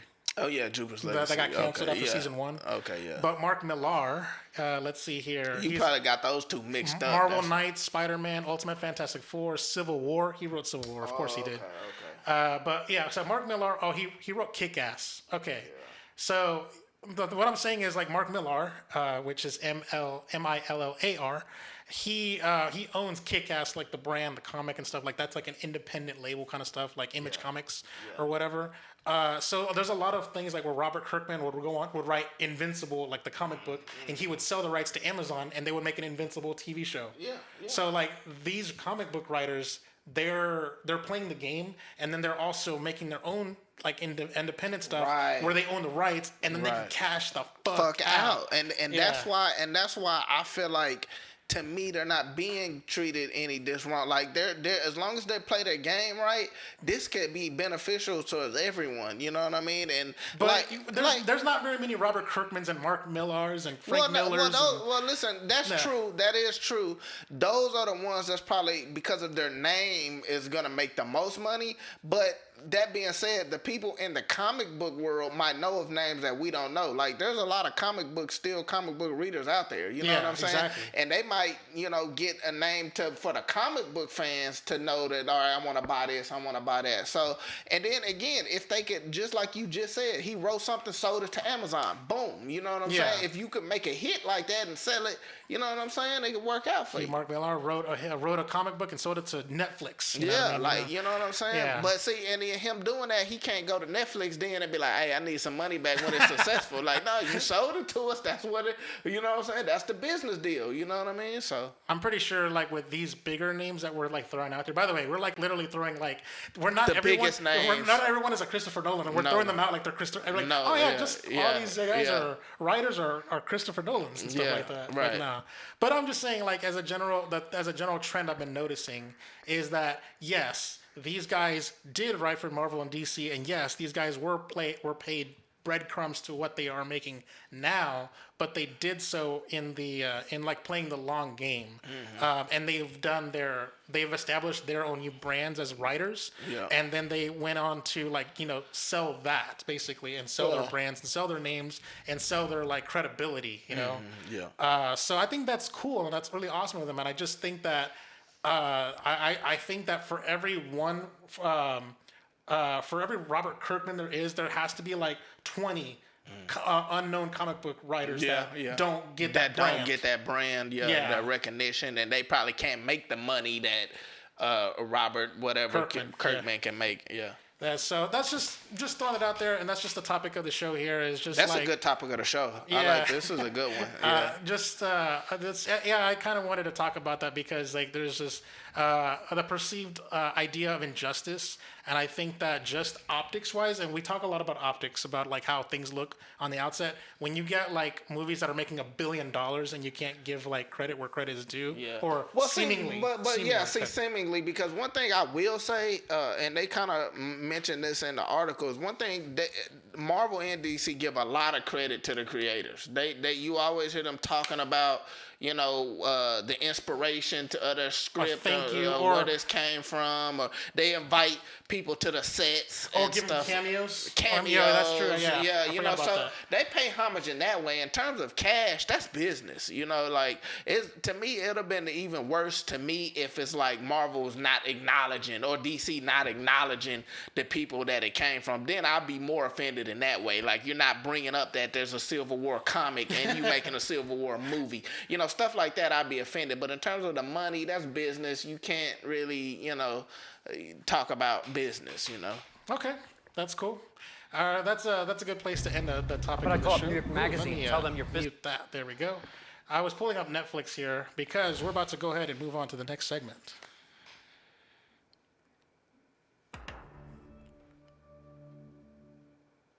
So Netflix and Chill is the segment where we talk about the charts of all the streaming services and what's popular on the streaming services, as well as giving you guys a recommendation of what to watch on a streaming service. So first up, let's go ahead and move on to the Netflix charts. These are the top 10 things that are on Netflix right now that are being watched. Number 1 is Beckett. Obviously, it's the John David Washington movie. Number 2 is The Kissing Booth 3. Apparently, that's a series of films, and I never heard of it. I mean, I think I've heard of The Kissing Booth, but again, I guess whatever. My understanding is that The Kissing Booth 3 was filmed in secret, I guess. Vivo, the Lin-Manuel Miranda musical, is number 3. The Outer Banks is a show. Let's see what this show is about here. On an island of haves and have-nots, teen John B. enlists his 3 best friends to hunt for a legendary treasure linked to his father's disappearance. Wow. Okay, that does nothing for me. Number 5, All American. Let's read this one here. Culture clashes and brewing rivalries test a teen football player from South Los Angeles when he's recruited to the Beverly Hills high school team. It's like a knockoff Friday Night Lights from the Yeah, sound man, of it. that's like every sports movie had that same damn synopsis. Grace and Frankie. Let's see. Number 6 is Grace and Frankie. Let's read this one here. It stars Jane Fonda, Lily Tomlin, Martin Sheen. Damn. And it's 7 seasons? It's a Netflix original series. It says, they're not friends, but when their husbands leave them for each other, proper Grace and eccentric Frankie begin to bond in this Emmy-nominated series. Well, damn. I mean, that don't surprise me. One thing about Netflix, they'll make some hella good shows. When it come to shows, that's when they thrive at. It's the movies you got to question. So I'm surprised by the level of talent. Jane Fonda. I mean, it's Martin an Sheen, Emmy-nominated show. Yeah. They're like, that's how you know it's good. Like, I didn't even like this 7 seasons. I didn't even know this has been going on. Like, I never heard of this that's show. one thing about Netflix. Like, they don't market none of their shit. So you just be scrolling down. It'd be an Emmy-winning show, and you be like, damn, I ain't never heard of it. Exactly, and it's been 7 years, and presumably 7 years going and stuff. So, and most Netflix shows get canceled after the 3rd season. Yeah, for no damn reason. Exactly, even when they're popular. Number 7 is Hit and Run. It's a show. A man searching for the truth behind his wife's death becomes caught up in a dangerous web of secrets and intrigue stretching from New York to Tel Aviv. Okay. Spy, action, suspense, thriller thing. Number 8 is Untold, the Malice at the Palace. That's funny. Yeah. It's a documentary about like when an NBA players were fighting their fans and stuff. Yeah, the Pacers. That was world peace, and them jumped up there. Steven Jackson. I remember that. Yeah, I want to see that. It happened back in 2004, and it's a documentary, and they have all the footage from all the camera angles and what happened that night. So, that's crazy. And interviews with the players and stuff, and talking about what happened, and it looks interesting. It changed the NBA forever since then. So I can't wait to see that. Number 9 is Coco Melon. It raised up 1 spot from number 10. So we know Coco Melon ain't going nowhere. Number 10 is Cocaine Cowboys, The Rise, or The Kings of Miami. So yeah, this is like a very weird, eccentric list, and shout out to Beckett for opening at number 1. And then the top 10 Netflix movies, the same thing, the same top 3, Beckett, The Kissing Booth 3, and Vivo. Everything else was a series, by the way. So So here from 4 to 10 are the movies: Major Pain at number 4, The Vault at number 5, Aftermath at number 6, Resort to Love at number 7, The Losers at number 8, Misha and the Wolves at number 9, and the Sandra Bullock movie from the 90s, The Net. Now, The Misha and the Wolves is a documentary where it's about a little. It's a documentary telling the story of a little girl who escaped the Holocaust and lived among wolves, and then, or did she? And so the documentary is exploring whether or not her story is true. I remember hearing about the story about a girl that lived with wolves and stuff like that. So this is that story, and so they're gonna like sort of go to the truth, and maybe we'll know. Real life Mowgli. Yeah, that's some shit. Real life Mowgli. Yeah, sure. Did you want to say anything about the Netflix lists? Nah. Everything's covered pretty well on there. It's crazy how Coco Melon. I wonder, man, what if Coco Melon could get to the end of the year? We be in December and we're still talking about it. That'd be crazy. All right. Next up is the top 10 movies on iTunes. Number 1 is Black Widow. Black Widow, yeah, because it's for first week. A. Yeah, it's the first week. I mean, that's not surprising at all. Number 1 is Black Widow. Number 2 is A Quiet Place Part 2. Number 3 is Pig. Number 4, and by the way, I was surprised by Black Widow. Just want to throw that out there because I didn't realize it's been 45 days. Yeah, that's the only thing that's surprising. That like I felt like we just seen that like a week ago. We've been talking about Black Widow week to week, and it's like it's still relevant. You know what I mean? So damn, that's crazy to me. Number 5 is Chaos Walking, and the reason why it's number 5 is because it was 99 cents. It's the deal of the week. Number 6 is Nobody. Number 7 is Mel Brooks' History of the World Part 1. That is random as fuck. Isn't that movie from like the 70s? Let me see here. History of the World, Part 1. 1981. Fuck. Number 8 is The Hitman's Wife's Bodyguard. Number 9 is Crime Story. And number 10 is Don't Breathe 1. Yeah, like, I'm glad Don't Breathe the good one made the top 10. People were getting ready to watch Don't Breathe 2, so they were watching the good one first. The top 10 movies on Amazon Prime. Now, believe it or not, Black Widow's at number 3, while the Fast Saga F9 is at number 1. That's so disrespectful. Jesus Christ, man. What are y'all thinking? It's all about Amazon? family, man. What are y'all thinking on Amazon, man? Come on. F9, the Fast Saga, number 1. The Hitman's Wife's Bodyguard. Even that Ryan Reynolds movie is at number 2. Jesus Christ, over Black Widow? Over What's Black up with the disrespect on Amazon Prime, man? Number 3, Black Widow. Number 4, The Forever Purge. Number 5, The Wrath of Man. The number 6 is a random-ass movie from the 80s, a Kevin Costner movie, Field of Dreams. What the hell is that doing on there? Exactly. And that's not iTunes. I expect some shit on the iTunes. But what the hell going on with that? I know, right? I just remember, if you build it, it will come. It will come. What you know about that movie, man? That was random as fuck. Like, how do you know that movie? Yeah, man. I watched that movie back when I was in high school. It was hilarious. But yeah, like, it's not.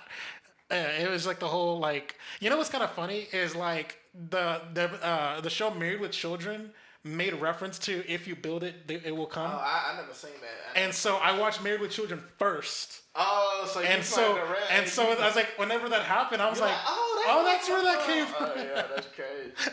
So, more people need to reference that shit. By the way, I just want to throw that out there. Real tough. Number 7, A Quiet Place Part 2. Number 8, Roadrunner, a film about Anthony Bourdain, that documentary movie. Number 9 is The Conjuring, The Devil Made Me Do It. And at number 10 is Nobody. Did you want to talk about anything that Man, I know what my suggestion gonna be. It's gonna be Black Widow, since y'all want to have it at number 3.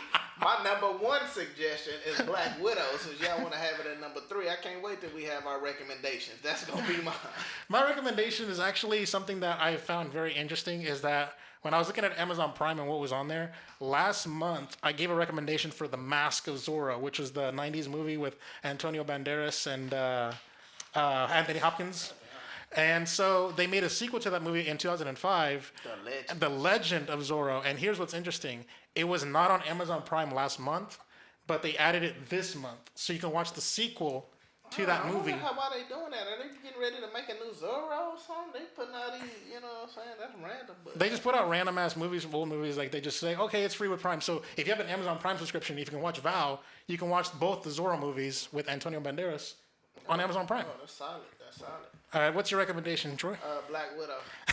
You were being serious. Yeah. All right, Black Widow it is. I mean, Black Widow, man. Pay $30. Hey, do you? I think it's $30 on Amazon Prime, though? on Amazon Prime and on iTunes. So they're making you pay on all of the different the $30. Mm-hmm. What the fuck? Yeah, you're paying to own the movie digitally. So like on iTunes, like I think Fast Saga's $20, and Black Widow's $30, and then like it'll go to the rent window when you can rent it for $8, but it's not. It's right now it's premium only. Okay. But Disney Plus, $30 as well. So the difference between Disney Plus is Disney Plus, you're paying to have access to it early, 90 days early. Whereas on iTunes, you're paying to own the movie. So the DVD extras and stuff will come with it. Oh, okay. So that's the private. Why would they even put allow Black Widow to be bought on other different names? Why don't they just exclusively only have it on Disney Plus? You know what I'm saying? Like, what's the point of it? I mean, I guess you get the money. They get the money regardless. Yeah. But I mean, it seems like they want to help their streaming service and bring people into their streaming service. But it is what it is. I guess they want to make as much money as they can from any direction. Yeah, I mean Google Play, YouTube, whatever. Yeah, right. YouTube movies, like you can buy it on stuff. But yeah, that's the Netflix or the Netflix and chill segment and stuff like that. It's so sometimes these lists be funny. I'm just saying. Yeah. Like, all right, we'll go ahead and round out the show here with a hell of a lot of new releases. Let's all go to the lobby. Let's all go to the lobby. Let's all go to the lobby to get ourselves a treat. Yep, new releases, and here's the thing: this Hugh Jackman movie crept up on me. Reminiscence. Oh, that's this weekend? That's this week. Oh yes, I've been waiting on that movie. Now, hear me tell you this: there is no marketing buzz for this movie. No buzz. No. No buzz. That leads me to believe that like this is a bad movie. Well, I mean, either that or because this is one of them HBOs, right? I mean, they probably just realizing ain't no point even wasting our money on marketing no more shit. All our movies gonna bomb anyway. They probably realizing like, oh yeah, all our movies gonna bomb anyway. So shit, what's the point of look? Did you see all the marketing for the Suicide Squad? Oh my God, they probably spent $150 million on marketing for the Suicide Squad, and it's still bombed. So what chance that any other movie had? They probably just being smart and not marketing it. But I'm not gonna lie, I've been seeing a little bit. Like if you get on YouTube, you're gonna see the ads for Reminiscence and stuff like that. But I don't know. It's a possibility it might suck. Who knows? Like we might make an excuse. I'm not making an excuse for it. It might suck. But as of now, I'm excited for it. Yeah. Well, you got the director did Westworld. And that's kind of right up in the alley for this movie. Yeah, so this movie does come out in theaters this Friday on August 20th in theaters and on HBO Max. I will have impressions for you guys. Now, in the real talk, I think it's like a four-way tie between like potentially like pick of the week because I can't pick between like I have three choices, but I think you might have four possibilities. This is possibility number one, Reminiscence. A scientist discovers a way to relive your past and use like technology to search for his long-lost love, whilst a private investigator uncovers a conspiracy while helping his clients recover lost memories. See, don't that just sound like a fascinating story? That sounds like Eternal Sunshine of the Spotless Mind. And also, like, I ain't gonna lie, it sounds like a fascinating story. I like the talent involved, and I also like the trailer. The trailer was very gripping. So. The film stars Hugh Jackman, Rebecca Ferguson, Thandie Newton, Cliff Curtis, and Daniel Wu. Whew. Damn, that's a hell of a solid cast. Yeah. Next up is Paw Patrol, the movie. That's the second pick of the week. I'm just kidding. I'm just kidding. What the fuck is that? It's not. It's an animated. It's a G-rated animated movie. Oh my God. G? G-rated.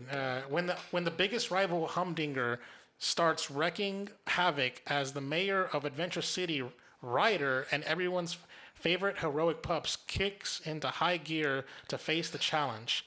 Armed with exciting new gadgets and gears, the Paw Patrol joins forces with a savvy Dachshund to save the citizens of Adventure City. That is, I don't even know what the hell I just read when it comes to that synopsis. That is a terrible synopsis. But basically, Paw Patrol is like a kid show, and it's getting its own movie. I mean, at least it got Rebecca Hall in it. Yeah, I was actually about to say the cast.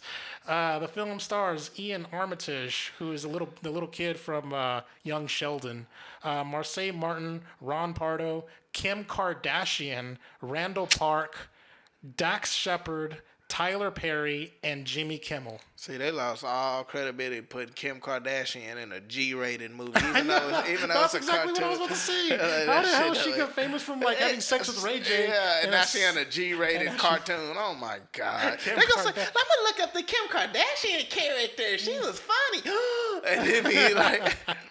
Come on, man. Yeah. By the way, you were looking at Rebecca Ferguson's name when it comes to Reminiscence, not the name for Paw Patrol. But yeah, you're right. Kim Kardashian in a G-rated movie. I mean, damn.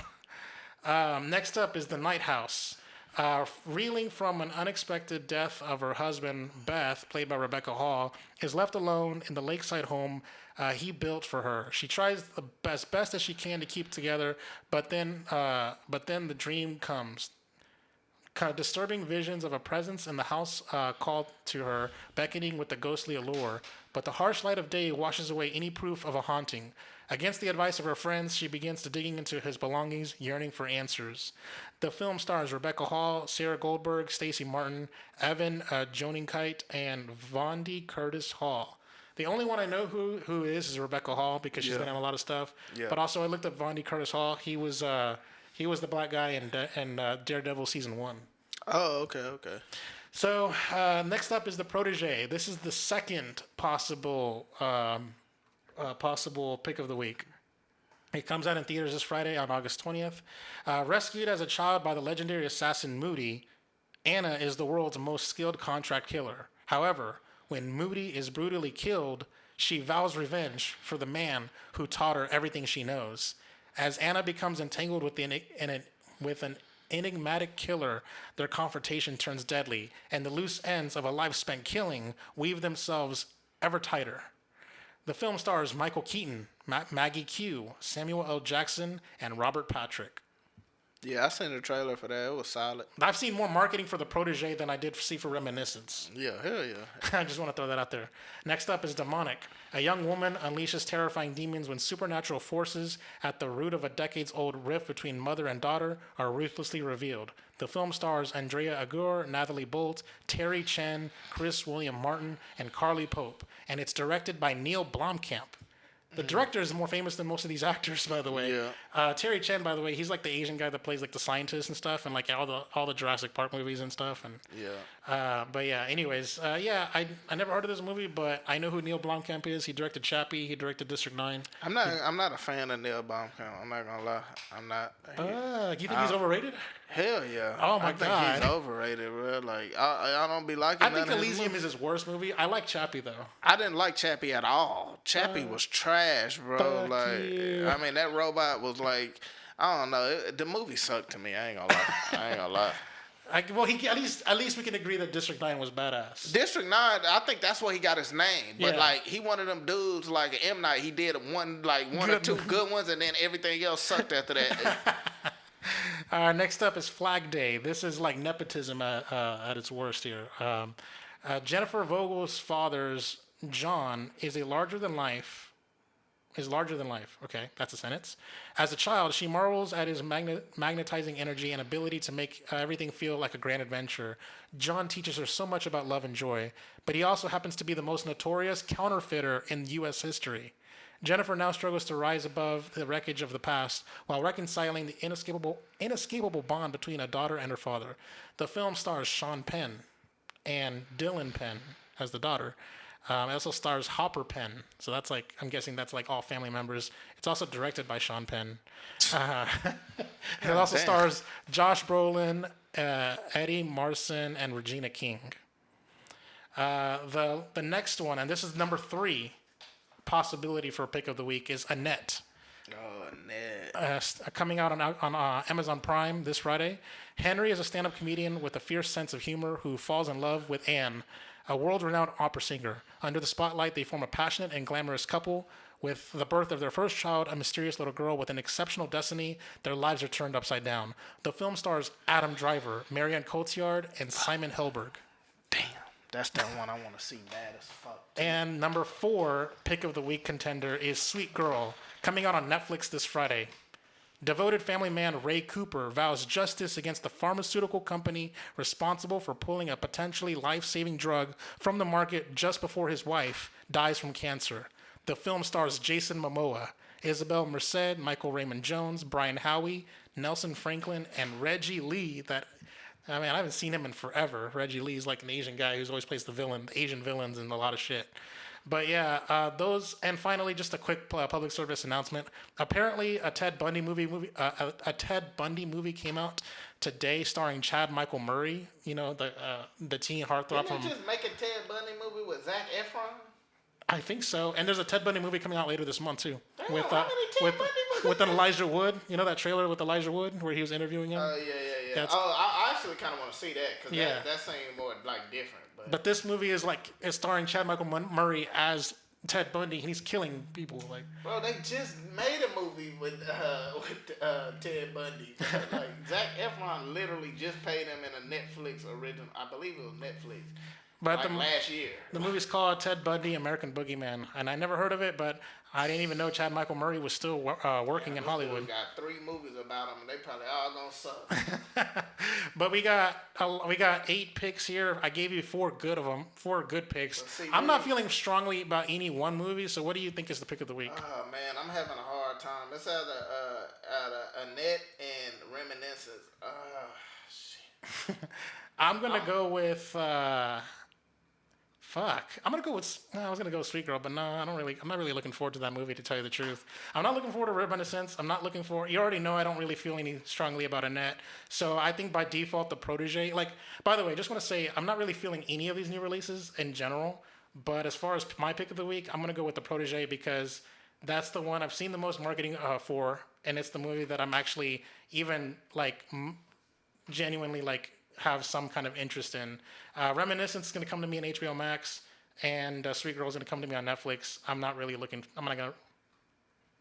No. Yeah. So I'm yeah. gonna probably go with Reminiscence only because I've been looking forward to that movie since the trailer first dropped, and I at least heard of Annette. I heard of it, but just recently. You know what I'm saying? Reminiscence. I've been like since the trailer dropped. I was like, okay, I like that. So I'm gonna just go with that one because I knew about it the longest, but I do want to see the other one too because you pick Hugh Jackman over Adam Driver. How dare you? Nah, hell no. Because really, Adam Driver the better actor, but he got another movie coming out that I'm excited for. The Last for. Duel? Oh, yeah. So I'm going to just go and wait for that movie to get excited for him. But yeah, I'm going to go Reminiscence. That'd be so interesting if like Adam Driver's like nominated for 2 Oscars this year. Oh, yeah. For like one for The Last Duel and one for Annette. Yeah, it wouldn't surprise me. One's like best supporting and one's lead. Yeah. It wouldn't surprise me. That would be even The hilarious. last person to do that was Jamie Foxx. Oh, he got nominated for 2 Oscars for the same year for Ray and for the Taxi movie. I forgot what the name of it. The one that had was it Tom Cruise? The one that had Collateral. He got nominated for Collateral? Yeah, he got nominated for supporting for Collateral and for lead for Ray. And he won lead. Yeah, he won the lead for Ray. So that was crazy. You know what's gonna be? I would love to see where like somebody wins the both male acting categories or like for lead and supporting. God damn, that'd be crazy. That would be insane. That'd be like stealing. I just felt like they wouldn't do that. Like even if he deserved to win it, they'll give it to someone else. Like I swear, the Oscars never had a balls to let one person win both awards. Like. All right, let's go ahead and wrap up the show here. Yeah, I forgot. I can't play it for YouTube. All right, it's time to end. Thank you so much for joining us for another episode of Ready Play Movies. Remember, you can reach the podcast by email at readyplaymovies@gmail.com or simply at readyplaymovies on Twitter. I'm on Twitter at Chakalaka88 and Troy. Bracy Troy 58. So don't forget to subscribe, give us a review, tell your friends about the show, and all that good stuff. See you next time.